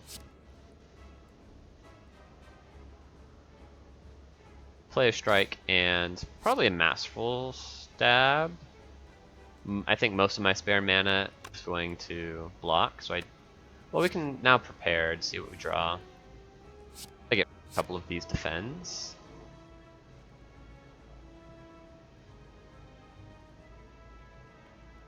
Yeah, that makes sense.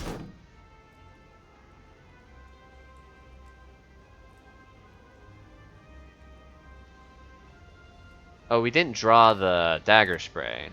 Okay, that's what was amiss. So if we deal 5 more, we'd still need to deal 14 here. Oof. So outmaneuver, defend, survivor, and then masterful stab. Strike would kill these two.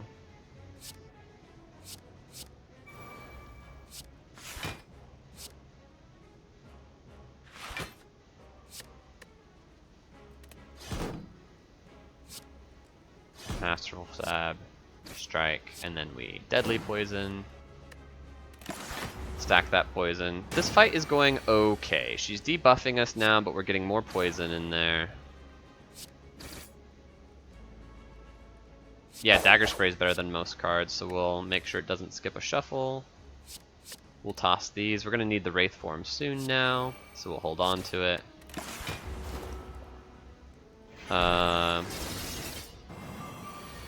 Yeah, now we need the Wraith form. And we can. So that should be fine. Prepared. Don't want the survivor. Masterful stab is better than dagger spray this turn anyway. I don't need to defend because I have the plated armor. Almost a mistake there. And skewer is better than strike, I guess. Okay, but she's almost dead. We've got enough time with intangibility. So what does this deck need? It needs a block solution because this is not going to cut it against the act. It's not going to cut it against the heart. We can say that. Whether or not it cuts it against the Act 3 boss gauntlet doesn't really matter that much.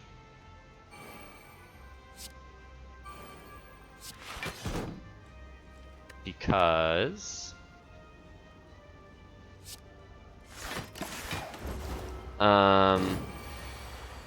if we find ourselves scraping together some miracle of a win by in a similar fashion that we are scraping together this win, just dead in the water by the time we get to Act 4. We need to piece something together to block besides just Wraith form.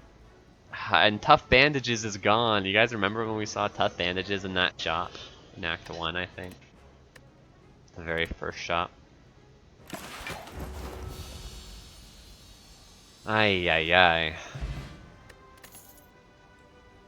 Die, die, die is not it. Phantasmal Killer. Ooh. Okay. Okay. Phantasmal Killer plus Skewer and Outmaneuver. This is actually a thing.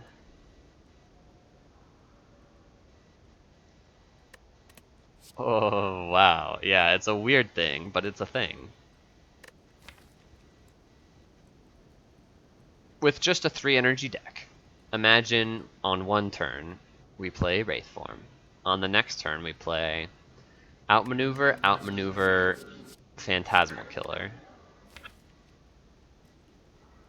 On the following turn we play Adrenaline Skewer. What does that mean? 3, 6, 8, 9, 180 damage is what that means.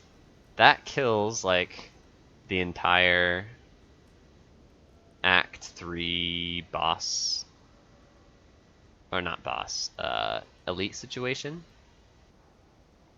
And then for the boss, we just need to do that twice. No, for the boss, what we need to do is we get some poison in early. Yeah, it's tough actually, right? Because Time Eater has 480 health. Donu Deka has to have 250 each. 180 is not enough. But it's not that all in. I mean, Phantasm helps.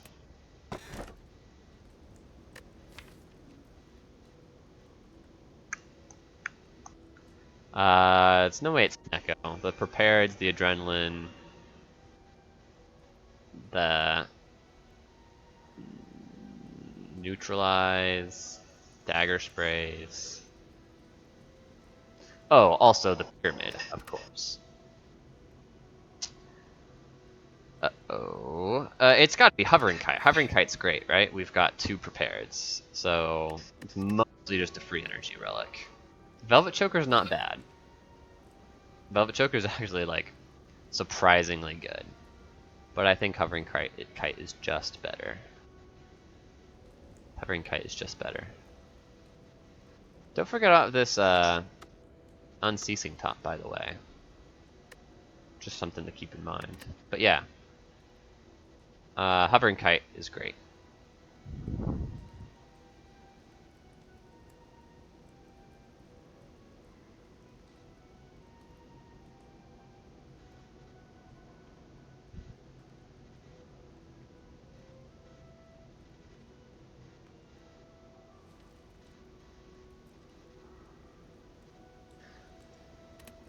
Okay, this might have to be a multiple parter because I don't know if I have another hour left to fight. But we can try and go quick. There are some decisions that are made for us already. Namely, we have to get to this elite. So we have to go to the Spire. We probably want to go to this elite, but we go to this chest no matter what. So how do we want to get to this chest? Probably want to take this shop. So shop, elite, fire, question mark. Take a couple question marks. Let's go here. Okay, this is not good. I guess we start with Wraith form because these guys are coming out guns blazing.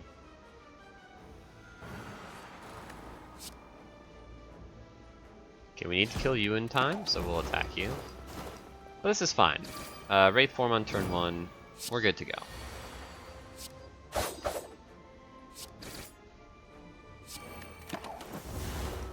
Now we'll just set Ink Bottle up. No harm done.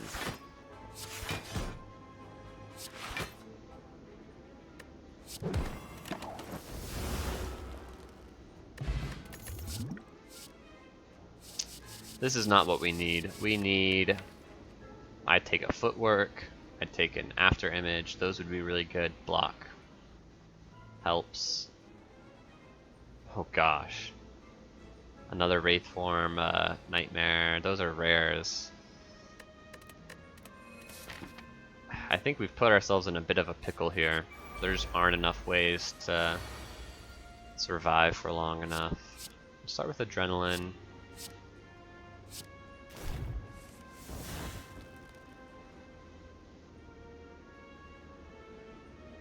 Okay, we have Survivor. Prepared. Defend. Poison Stab, Phantasmal Killer. Should be dead. Yep. We're super glass cannon right now. Okay, Noxious Fumes doesn't help, right?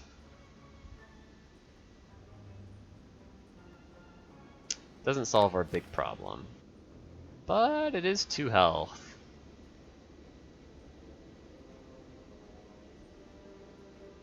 No, it's not the 2 health we want. So, I mean, for powers, we're looking for what? Well-laid plans doesn't work. Accuracy doesn't work. If we're saying this doesn't work, then we're looking for exactly... This is better than Infinite Blades, so if this doesn't work, Infinite Blades doesn't work. So we're looking for exactly footwork, after image, tools of the trade.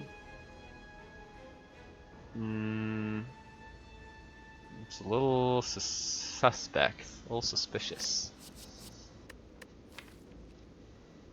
I mean, that's for powers, though. I mean, we don't need to take powers just because we have a bird face to earn. Like, powers are not our out. Or there's Wraith form, too, of course. But powers are not our out. Our out is... Deflect is good. Nightmare, Burst.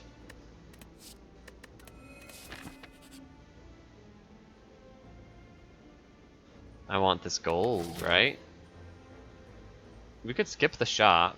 So the question is like, do I want to buy red mask? The answer is no.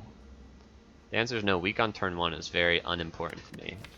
Peeling artifact charges is relatively unimportant to me. We've got Twisted Funnel for that.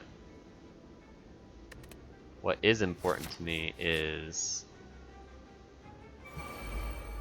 finding ways to block. Yep, that's the big one. Okay. So we can Wraith form outmaneuver. Ah, Wraith form defend.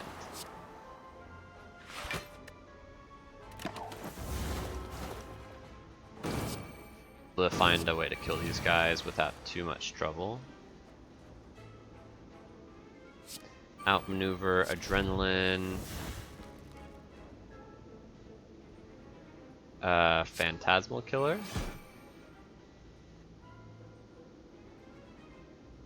Survivor. Prepared.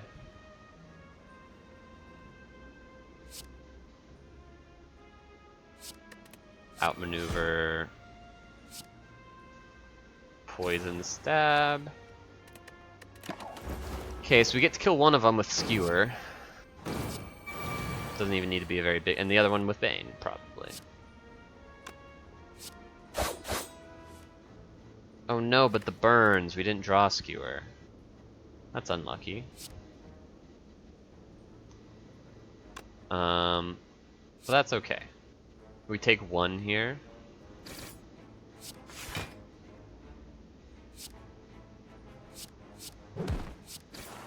If any? No, we don't take any, because we just kill. Nice, nice. Turnip. Prepared. Oh, you know what we really need is we need freaking Tactician Reflex.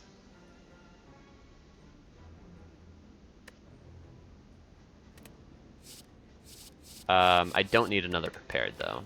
We've got.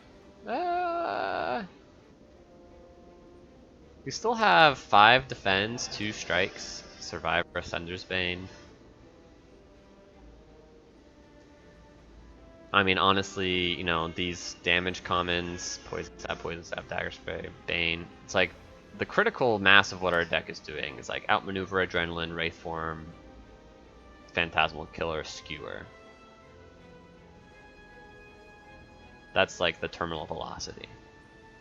So how many cards are not those cards I just named?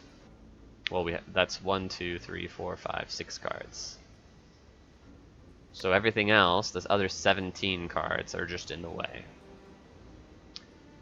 So prepared plus helps get to them.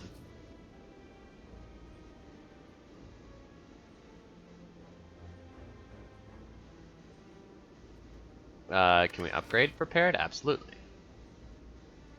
Should we upgrade prepared? Yeah, if we take it, we should. Should we take it? Yes? Yeah. With hovering kite.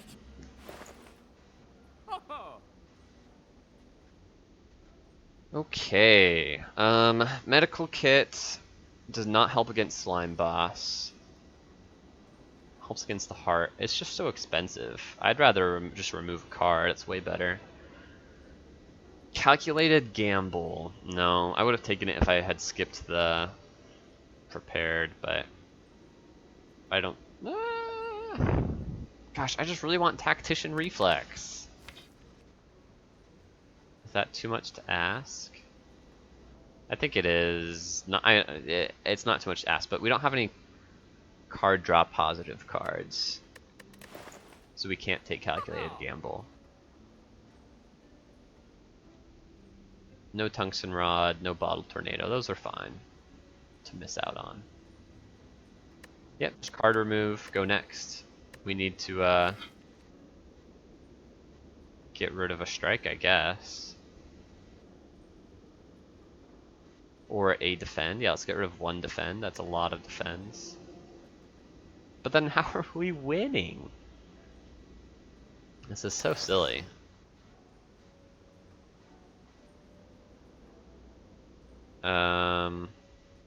It's just like 9 damage doesn't help. Sometimes it helps. 5 doesn't help. They're both so bad. Okay. This fight's totally possible, but we need a few things. We need to find Phantasmal Killer and Skewer before we pull the trigger on these outmaneuvers. Excuse me.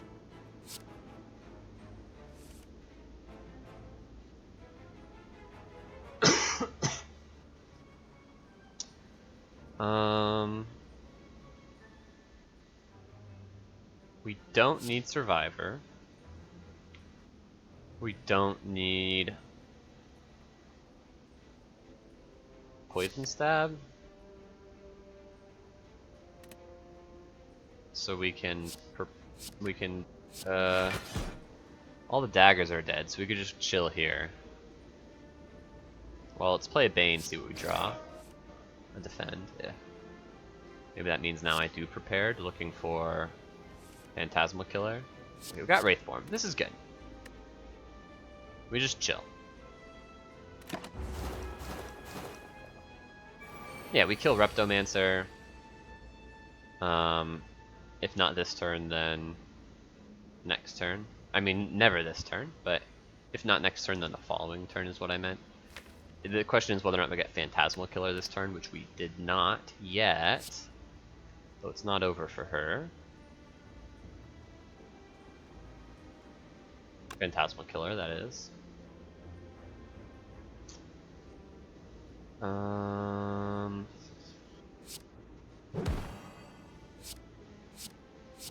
Prepared.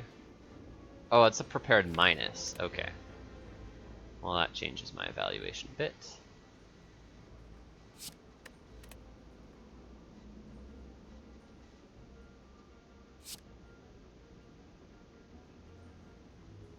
So Wraith form, we take 3, but that's okay. Next turn yeah, this should be totally fine.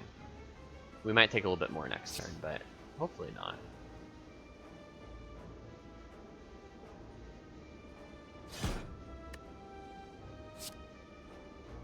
Well, yeah, we do it this way, so we don't take any damage here. That's good. So we take 2, not 3, and then this turn we take 3.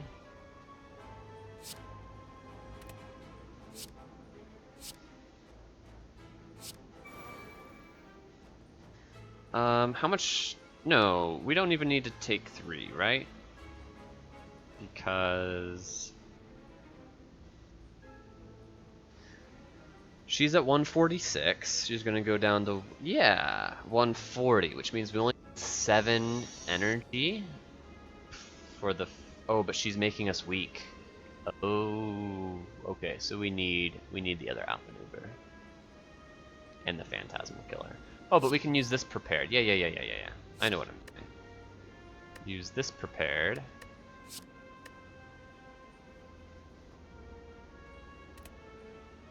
Outmaneuver, phantasmal killer. And we still have 1 energy left, which I didn't think about. To play a defend.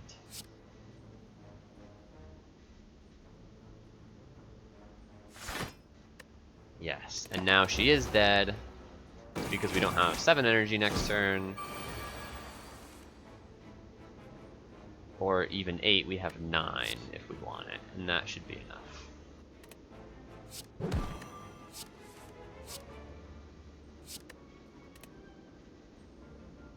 enough. 15 times 9 is so much damage, so we just want to move Ink Bottle a bit.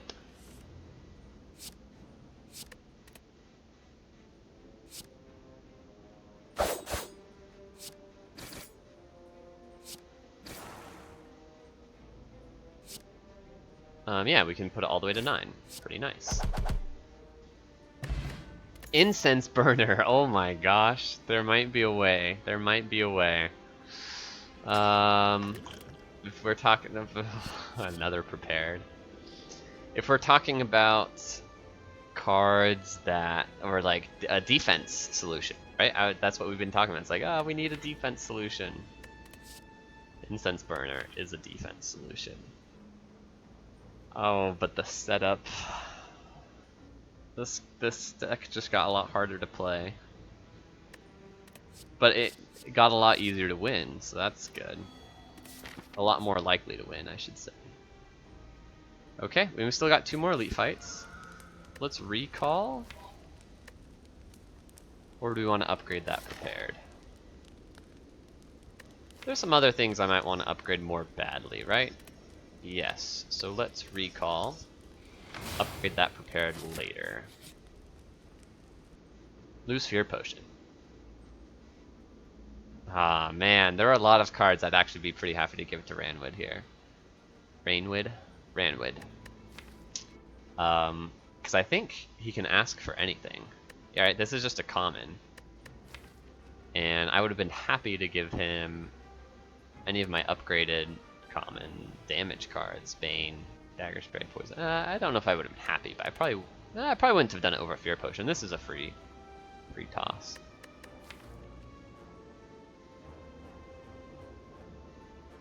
Yeah, I guess Masterful Stab might have been free.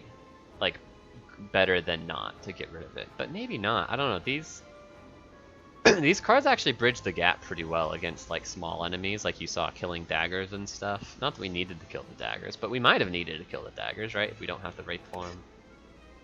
So it's like, even though I do want to get my deck all the way down to just, you know, Wraith form, outmaneuver, phantasmal killer, skewer. This other stuff isn't. The starter cards are definitely getting in the way, but the other stuff isn't totally getting in the way. Anyway, lose the Fear Potion. What do you got for me, Ranwood? Blood Vial? That's pointless. I can't get this relic, which is too bad. That's fine, I don't care about Dreamcatcher. Okay, question mark. Another fight.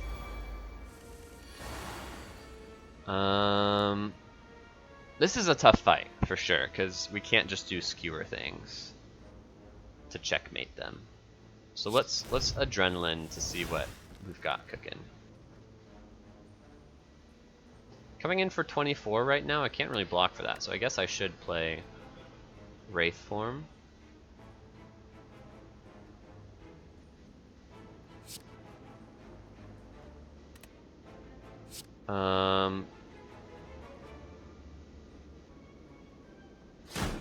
Prepared.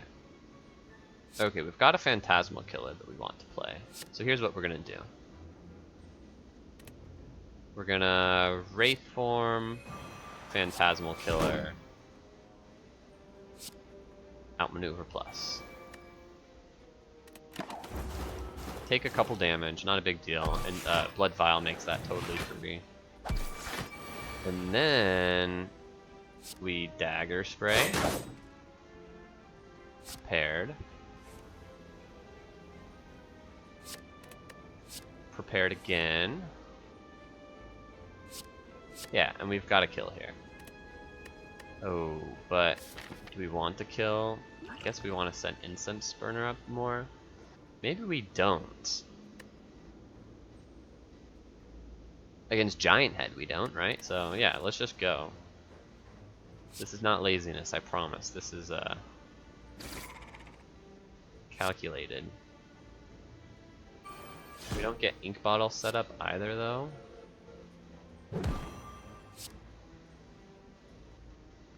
I don't want to take more damage though. Ink Bottle on 3, Incense Burner on 2. I think it's totally fine for the fight we're about to run into. Blade Dance is not what you want against Time Eater. Nor is Infinite Blades. We have to skip that. It is a Giant Head, so the Incense Burner setup is actually perfect.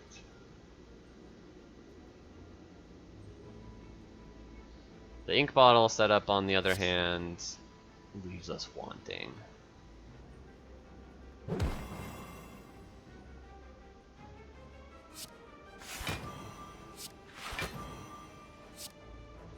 Whatever. Just play the maximum damage now. Okay, we have the Phantasmal Killer, we have the Skewer, so we just need to find those outmaneuvers.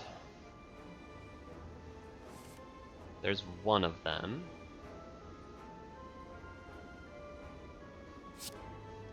Full strikes.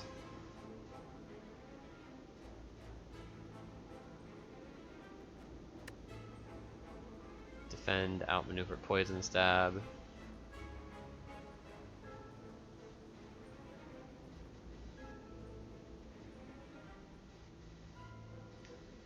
Oh. Jeez, I skipped a backflip twice this I can remember, and now I'm realizing I really want a backflip. We need card draw positive stuff.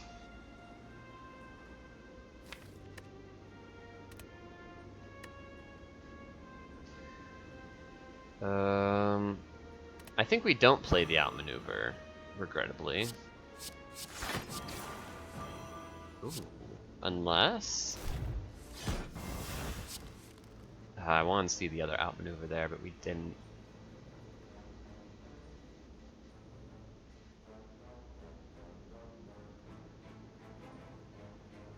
Can't toss Ascender's Bane, right? Maybe we toss Wraith form.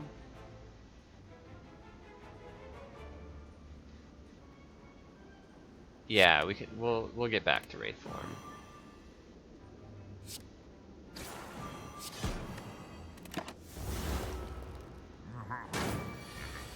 Tactician Reflex is really all we need. Outmaneuver, Phantasmal Killer, and then we go looking for them again. So we're gonna need to do that more than once.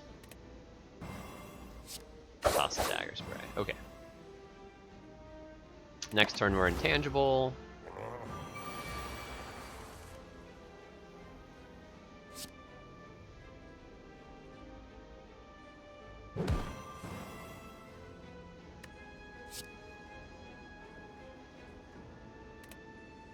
15 times 8 is pretty good. It's 120. It's not good enough. Shoot.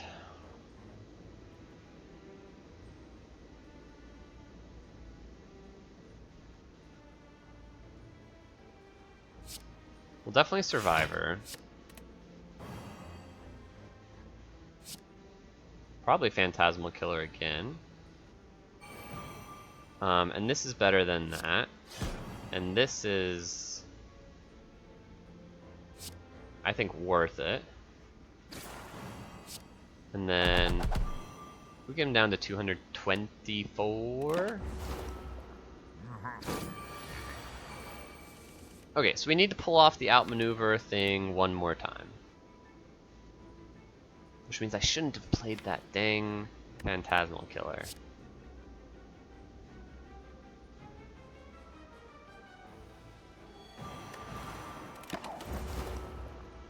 But I think we have enough time to get there.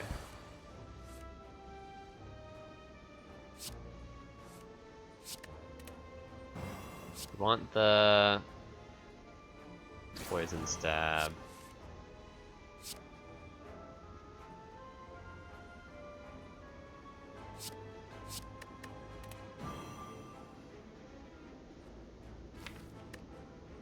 Okay, we should be good.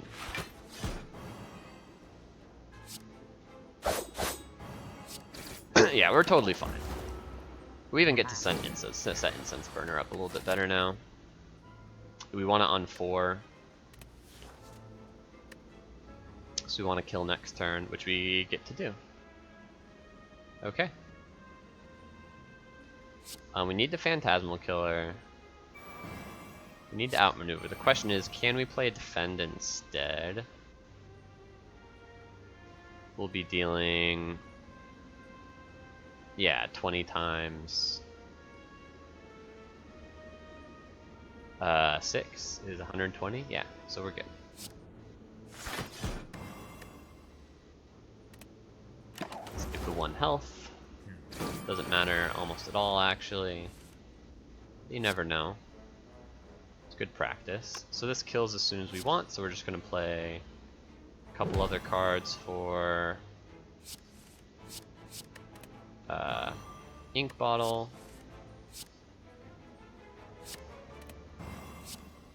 Okay. Okay, we still have a lot of cardboards that bail us out, more so than Incense Burner.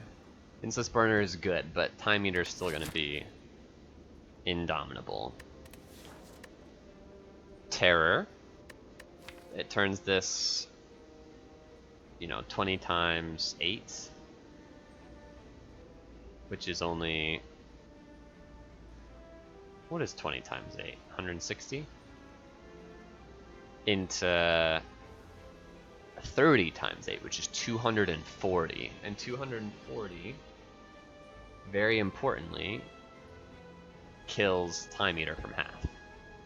So, we need a Terror. Oh! Let's go! Ask and ye shall receive. Unbelievable. And it came upgraded. Coolio.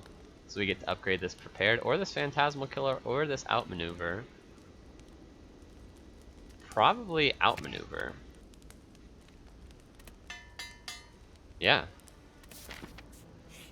Yeah. Okay. I'm digging it. We want to kill these daggers.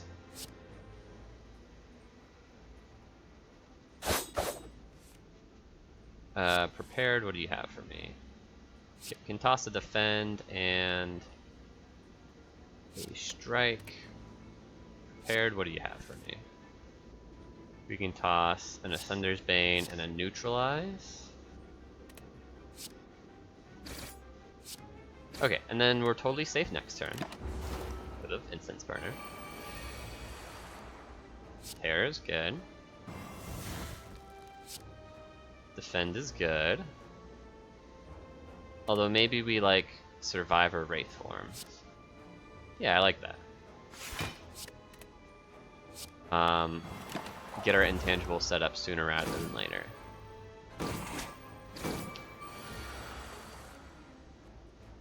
Yeah. Pros and cons to that. If we're trying to set up Incense Burner, probably don't need to set it up too much coming into a hallway fight. In fact, if we kill next turn, when Incense is on 2, no, it's very difficult to kill hallway fight in 2 turns. To set it up on 4, 2 or 3 turns to set it up on 4 or 5. So we're gonna try and drag out the Incense Burner as long as we can.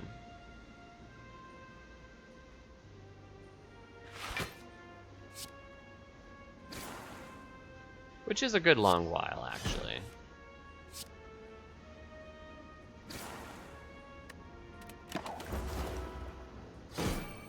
Because of the intangible time. Skewer is the last card of our deck, doesn't matter though. Do summoning again, that's fine, we don't need to use a defend then.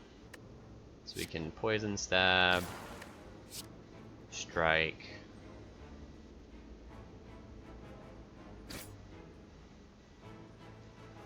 Maybe just pass? And next turn we want to play some defends. Yeah. With, yeah, outmaneuver, Phantasmal Killer, Adrenaline, prepare, defend. And then kill with Incense Burner on 4. Yeah. Makes it easiest to set Incense Burner up on 3 or 4 for the following fight.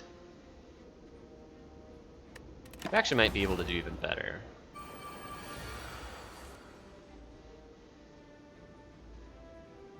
No, we need to kill next turn. Our intangible's gonna run out. So prepared. Outmaneuver, Phantasmal Killer. Adrenaline. Survivor. Yeah. No, dang it.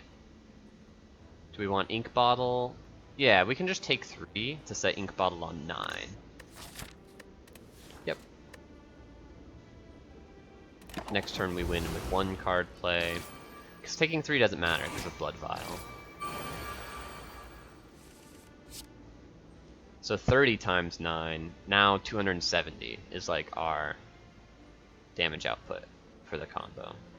Which, importantly, kills Donu Deka. Kills either one of them. Paper Crane's cool.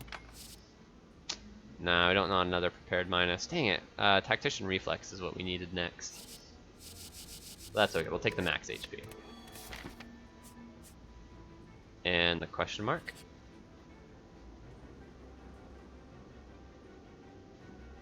Just fight a boss is fine. A rare relic, like Fossilized Helix would be really good. Pocket Watch. All sorts of things. Haha, we're intangible for the Hexaghost turn. Calculated, as they say.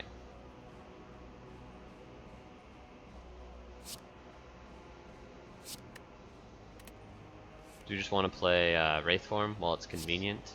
Probably. Yep.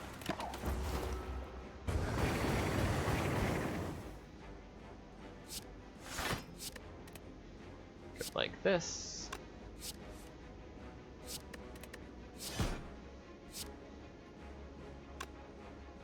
We don't really want to kill next turn.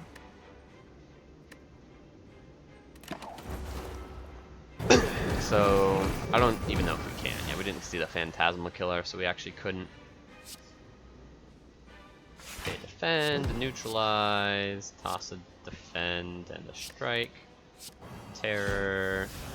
Okay, we could kill next turn, but again, we don't want to because of Incense Burner. The Incense Burner setup's going to be actually quite bad. But that's okay. 1, 2, 3.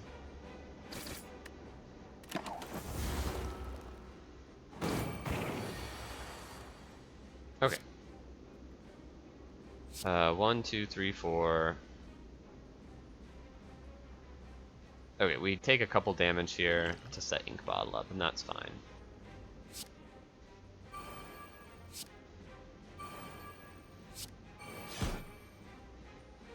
Right, because we played 2 cards here to prepare defend.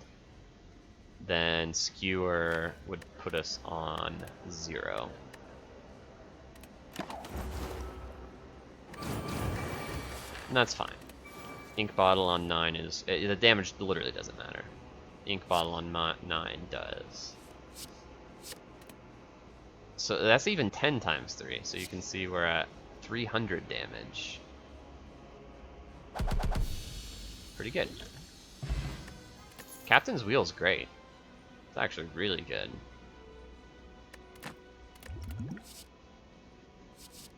Second Terror? Why do we want a second Terror? Well...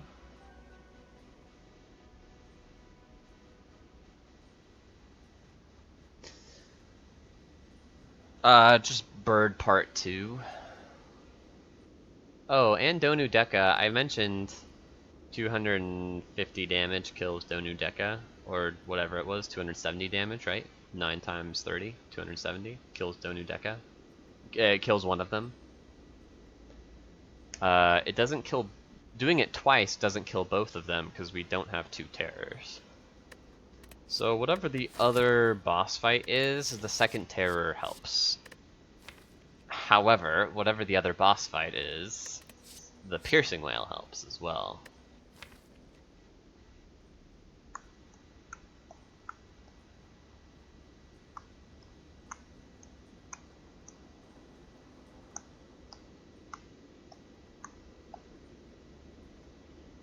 And Piercing Wail helps against the heart, whereas Terror does not.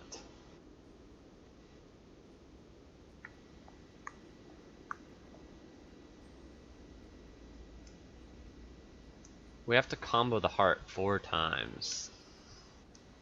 If we're being generous to ourselves, we can combo the heart 3 times, and the poison will get the other 200 damage we need, but the damage cap on the heart really punishes the Skewer strategy.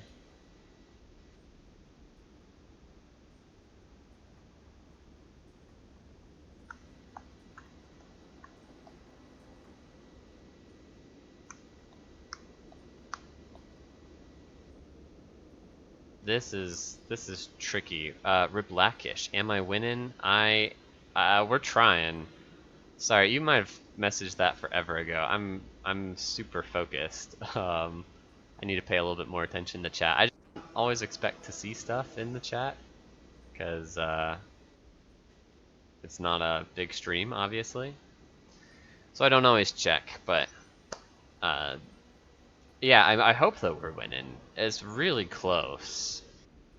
This Captain's Wheel helps a ton. You love to see it. These both help. The question is which one helps more.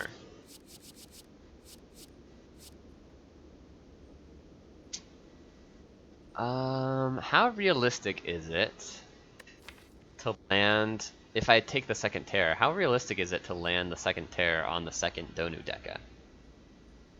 They have 2 artifact charges after Twisted Funnel. So it's like Poison Stab, Neutralize on the first shuffle doesn't... it doesn't get through both, but it gets through one, and on the second shuffle we get through the other, and then we land the second Terror. Okay, I will say one big complaint with this plan is with these prepareds and no card draw positive cards, it's becoming exceedingly difficult to hold on to all the combo pieces. Right? It's like if our hand is outmaneuver, Skewer, Wraith Form, and we play prepared,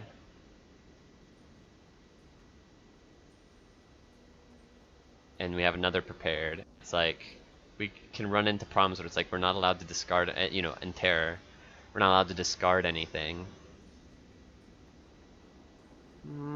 I'm describing this out loud, and it's not really seeming like a problem to me. Here's the other reason to take a second Terror. Freaking spear and shield, right? That fight's brutally hard. Second terror, suddenly it's not so bad. Oh, but piercing well maybe helps more in that fight, right? Just save ourselves on turn 2 against spear. On turn 3, we kill shield, or we block with captain's wheel.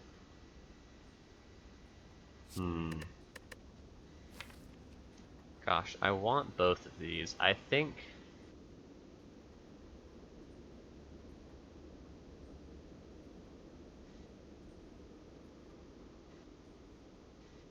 No, I don't know what I think. The second terror is like the only way to kill Donu Deka, right?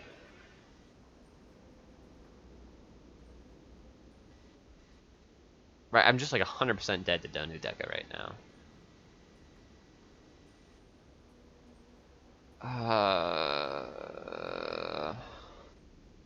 What about the freaking heart? We're not guaranteed to fight Donu Deka. Okay, what about Bird though? How do I kill Bird? We do our combo, 300 damage, congrats to us, and then on the following turn, it's dealing 42 damage to me. I guess the plan is I don't let intangible run out. But then on the following turn, it's dealing like, you know, 24 damage to me every turn. And my deck sucks at blocking. And I have to deal 300 more damage, 350 more damage.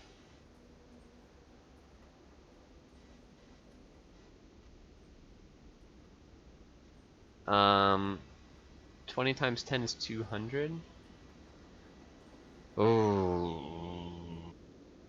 We might be able to kill the first half of Bird without using Terror and save Terror for the second half. And if we take Piercing Whale, that becomes a lot easier.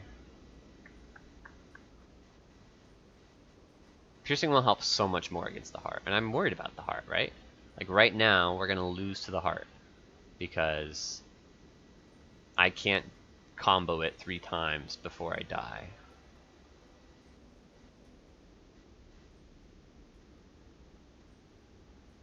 Dexterity pot helps a little bit, but it doesn't get us through 2 cycles. This does. Piercing Well does.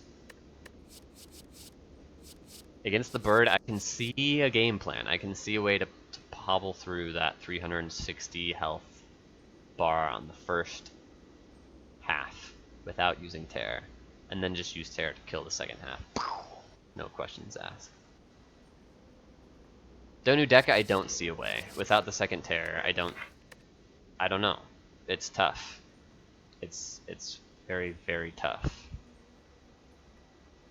I think Donu Deka is hard either way.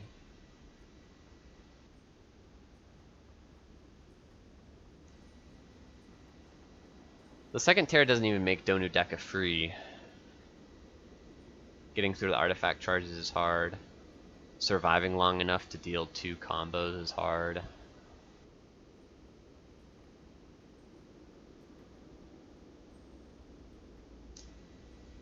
Holy crap, this is difficult. Yeah, I do have a shot before heart, Kane. What does that have to do with anything? I get to see 4 cards, 4 non-power cards. I'm saying right now I need Piercing Whale. So I can, against the heart, right? If I don't pick up this Piercing Whale, I don't think I can beat the heart. If I pick up the Piercing Whale, I think I can. So we're saying that we would skip Piercing Whale because we can just pick one up in the Act 4 shop sometimes. How often does that happen? You only get to see 4 non-power cards in the shop. I guess Dark Shackles, right, is the other out. We have 357 gold. But I would pick up a second Piercing Whale. Like, if I can get 2 Piercing Whales, that's fine. The question is, can I beat the boss that's not Time Eater, whichever one it is, can I beat it without Second Terror? I think I can beat Bird without Second Terror. Donu Deka? I'm not sure. No, hold on. We have Fear Potion, right? That's it. This decision is a lot easier.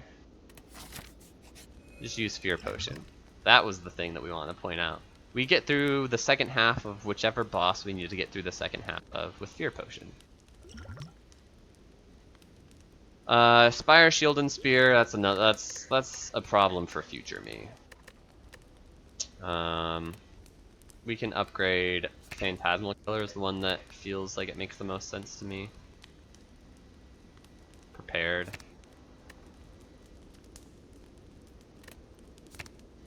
Let's grab a prepared. The energy on Phantasmal Killer hasn't mattered very much. Did I lose my audio because I just waited too long in that card reward? I don't know if I've ever seen that before. I know I was going slow, but geez. Or do I just have my music turned all the way down? That's what it is, right? Hold on, but if I check my recording...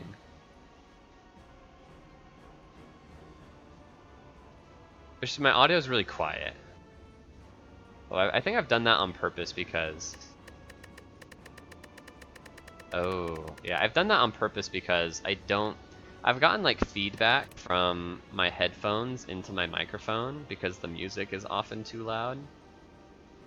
I think maybe it's a little bit extreme. Okay.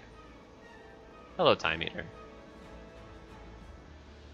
So how are we gonna beat Time Eater? Are we gonna combo him twice? Or do some chip damage and then just combo him once? I think we're gonna do some chip damage and just combo him once. Definitely need to weaken him. Ah, sure, I can Wraith form on one, I think.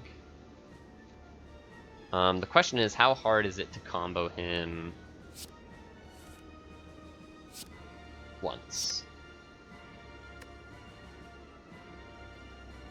Or, I mean, how hard is it to do enough damage?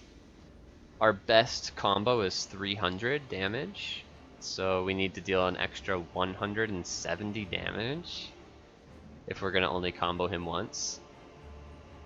Oh, thanks for Blackish. What's happening is we built a deck that has a combo. Like, this is maybe the most true combo deck you can see in Slay the Spire. The combo is outmaneuver, Phantasmal Killer on one turn, and then on the following turn you skewer. Runic Period means we just have a guarantee set up for it every time. If you combine that with Hovering Kite and zero cost discard cards like Prepared, then I have basically what is a guaranteed 300 damage combo. And if you have a guaranteed 300 damage combo that you can play in the first 3 turns of a fight and use Wraith Form to get through the first 3 turns of any fight, you can win every fight. Doesn't matter what they do. Until you get to this stage of the game, where you have bosses who have more than 300 health, bosses that have multiple phases, like Bird Boss. I mean, Time Eater counts as a boss with multiple phases too, because if he didn't have multiple phases, then dealing 300 damage would be fine. It would just deal 300 damage and piece together the rest before our intangible wears off, and that would be good enough also. But he heals back up to full after you bring him down below half. Against the Heart, you've got 200 damage maximum cap on the amount of damage you can do per turn, so dealing 300 damage to the Heart once or twice only gets through half of its health bar. Pulling off the combo once or twice, I mean. So, and Shield and Spear and Donu Deka, who don't have 2 phases, but they have multiple 100+ point enemies. And so you need to try and pull off the combo twice. By the way, I mentioned the combo, outmaneuver, Phantasmal Killer. I didn't mention Terror. Terror is what makes it 300 damage, if they are vulnerable. So once again, enemies with artifacts or multiple enemies, that's a bit of a problem. That's what's happening. I need to take a break. I'll be back probably 30 minutes or more, so it'll be a bit of a long break, but I'm just gonna leave it running.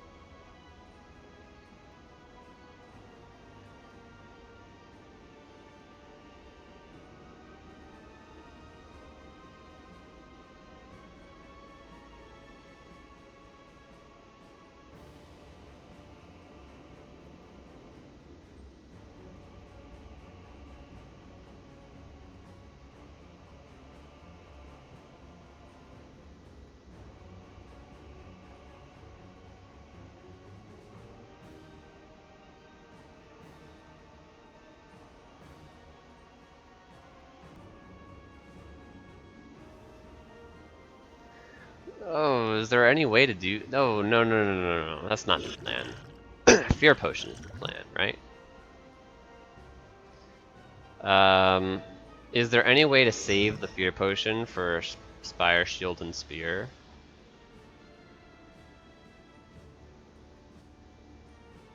Oh, 4 is the good Incense Burner setup. Never. We're intangible next turn. We have Captain's Wheel on turn 3. This is very good. The combo is 150.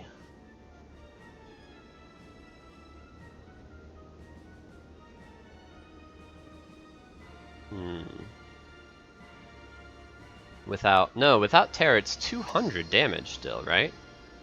It's 20 times 10. So can we deal 120 damage? We should be able to. But while also dealing another 100 damage to these fools.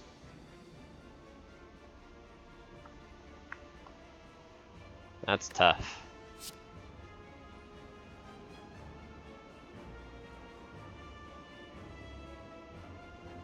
I think what we're gonna do is toss the Phantasmal Killer.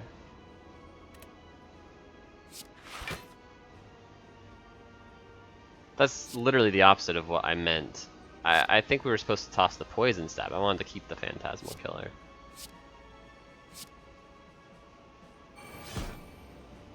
So that's pretty bad that I'd screwed that up. We're just using our combo pieces now.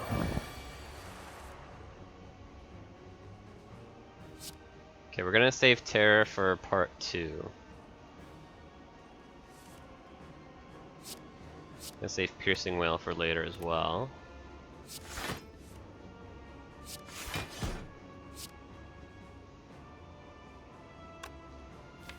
Um, 12 to everything, so we need an extra 12, which we have, so we can hit you.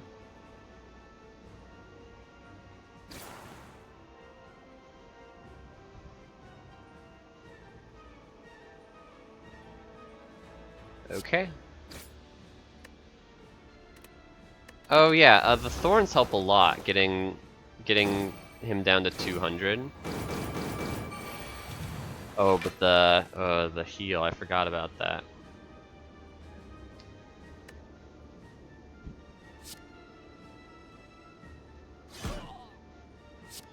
Okay, well at least we clean up the cultists. It's actually a pretty efficient turn right there. Let's just use the outmaneuver. We're not going full combo yet. We'll only draw 5 cards, so we actually get to shuffle it back in if we do this right.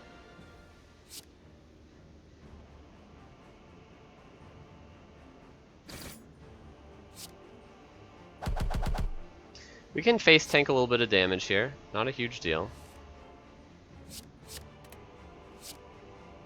Neutralize is great. Saves us a lot of health. Okay, and now we're almost down to 200. So now we can wait for the full combo. Outmaneuver. Yeah. Okay.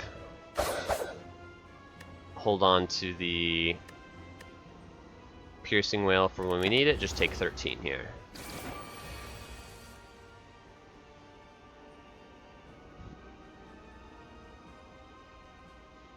Let's see. We can Survivor, defend, take none, slip in another Poison Stab.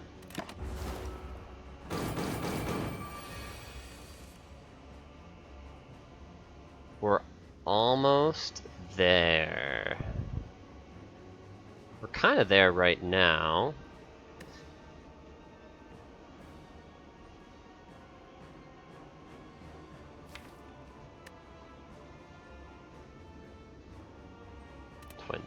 Yeah, it was so close. Do I want to take another 22? I really don't. But if we kill him next turn, then we're intangible on the turn he wakes up, which is huge. So I think we're okay to take this in the face. Defend.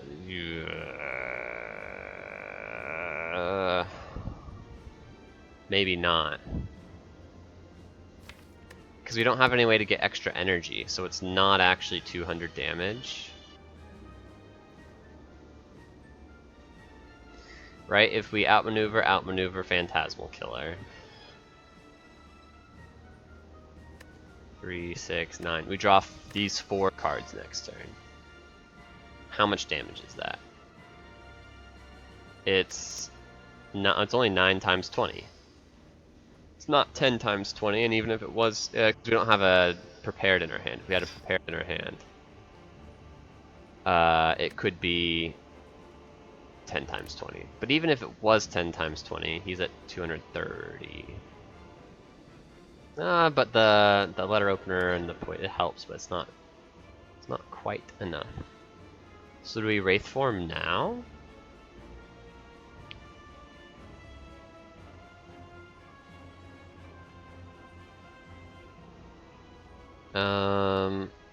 With the Incense Burner, it gives us like 4 turns. We can Piercing Wail on the turn that we run out.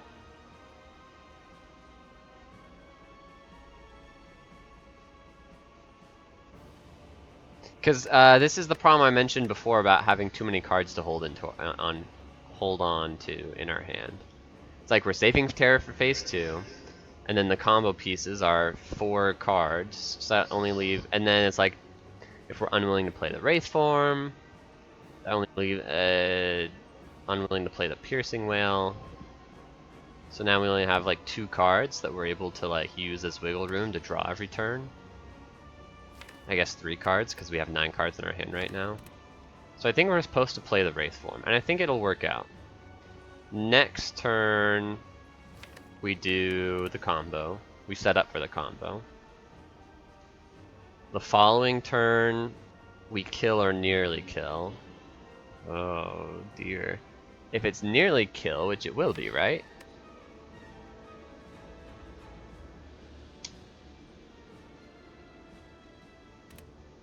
I think we're supposed to take this damage.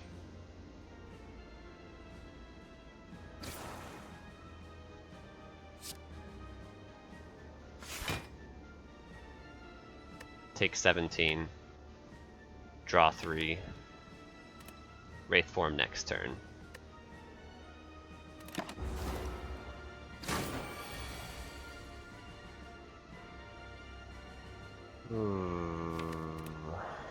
Okay.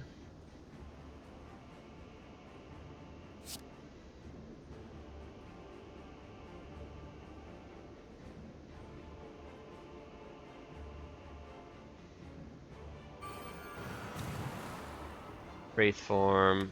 We're gonna draw no cards, but that's fine.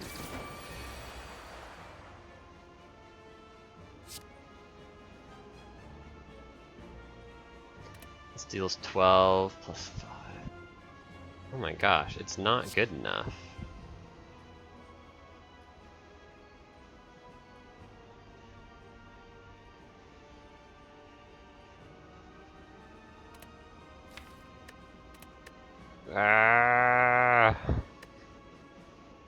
Right?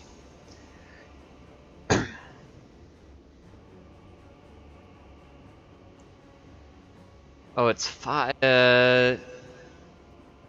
He's gonna heal for 15. So he's taking 3, goes down to 31. Yeah, it's not good enough. So we wait one more turn. We draw 3 cards.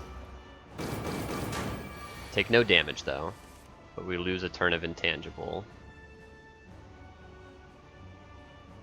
Now it's good enough. So we're not going to be intangible on the turn he wakes up. That's terrible. So we're dead.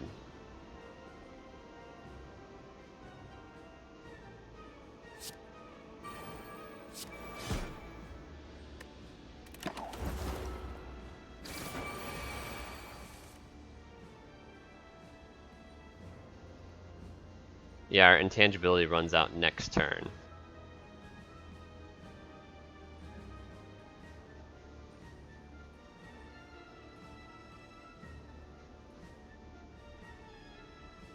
And we don't have enough damage. I mean...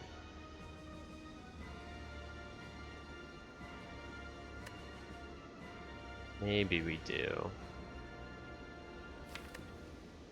Oh, neutralize. Neutralize means we can survive the 40. Okay. So, we take one more damage here, because the Thorns kills him. And we miss out on a card draw here.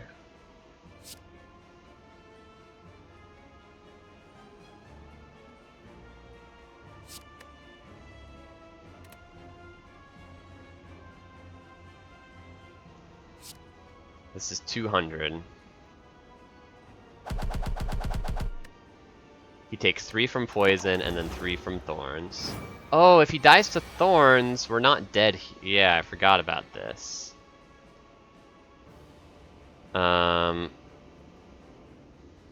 Okay, so we use this to try and find the neutralize.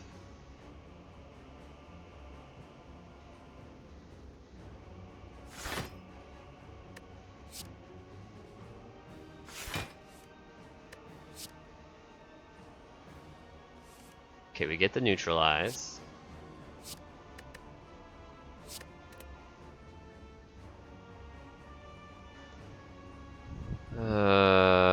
And the incense. Okay, so like neutralize survives 1 turn. Piercing Will survives a turn, and then we get 1 more incense burner, something like that.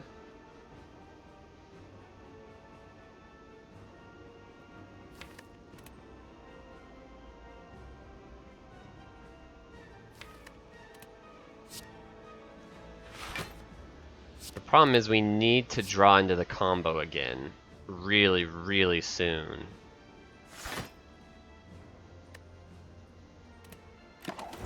Okay, but we get to draw 5 cards here. It's coming in for 44. Neutralize. Now it's only 26. Oh, Terror first. Oops, missed out on a couple damage there. Prepared.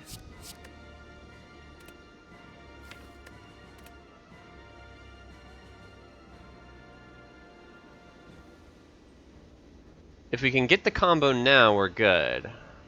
Can we get the combo now? 10 cards in here? It's possible.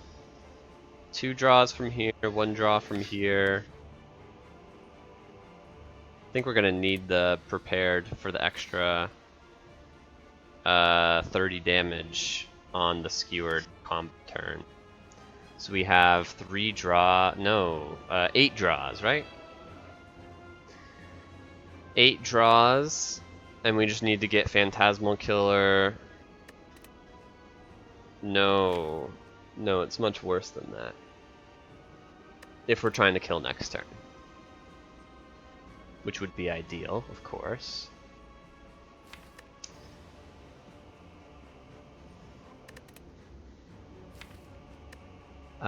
We would need to draw with this prepared. Exactly. I think we'd also get 1 ink bottle shot, is that right? 7, 8, no, we wouldn't. So this prepared would have to give us exactly Phantasmal Killer outmaneuver. I mean, we're gonna play the prepared. So let's just play it. Got a skewer, we got a survivor. Dagger Spray is non-exclusive, Poison Stab, or Bane.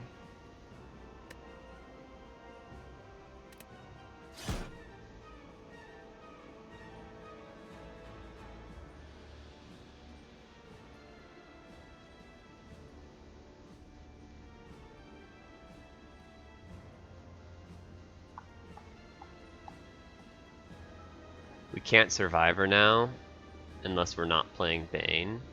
Actually, we can maybe afford to not play Bane. Oh gosh, is it close. I need to know how much damage he does on his next attack. Okay, we're pulling up the wiki.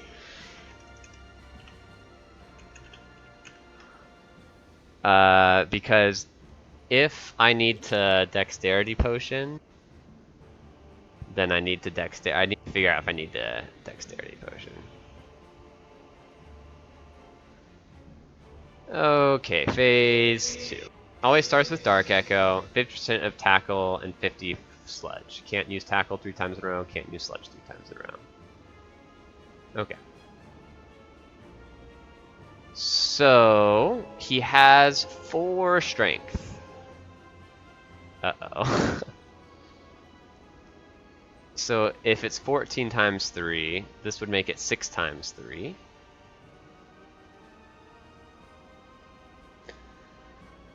Which is 18.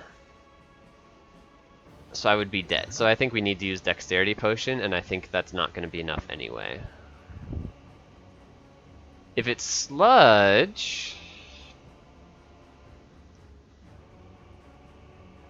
I think we still need to use Dexterity Potion. We have to toss the Bane.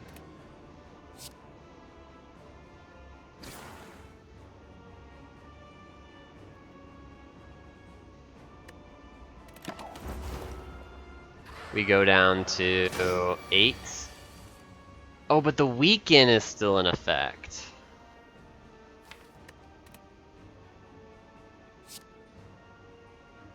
So, Piercing Wail. No. Wait, no, but then Intangible. Oh no.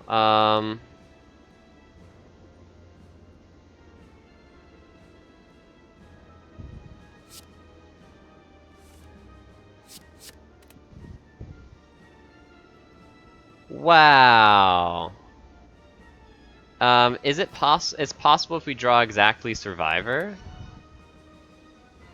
No, it's not even possible, because we, No, it is possible, right? We're not setting up the combo this turn.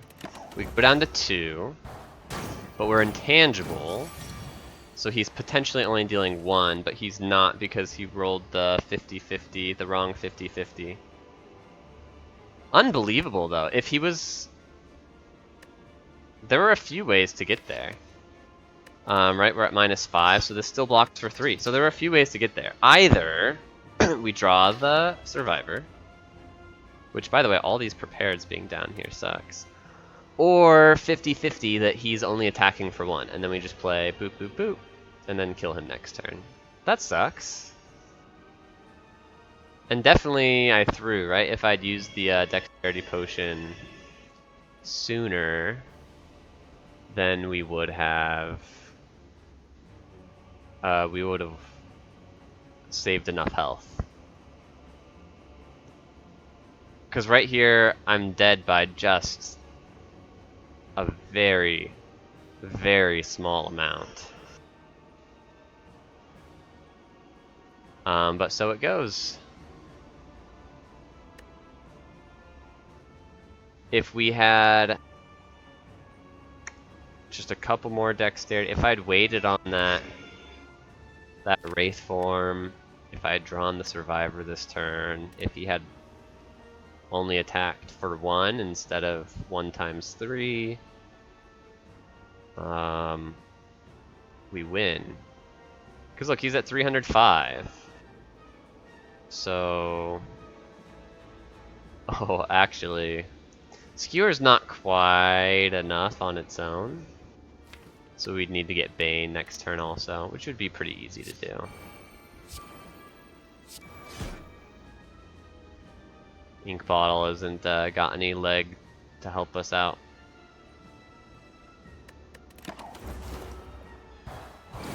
No, it would have been enough, yeah, because of the thorns. Gosh. That was so close. I really thought we had it. But we didn't. Okay, well, a short return from dinner to just die here on floor 51. I will say the heart fight did not look good. Did not look good. This is a hard game. definitely we put ourselves in a tough position. We misplayed too, right? Came down to misplay.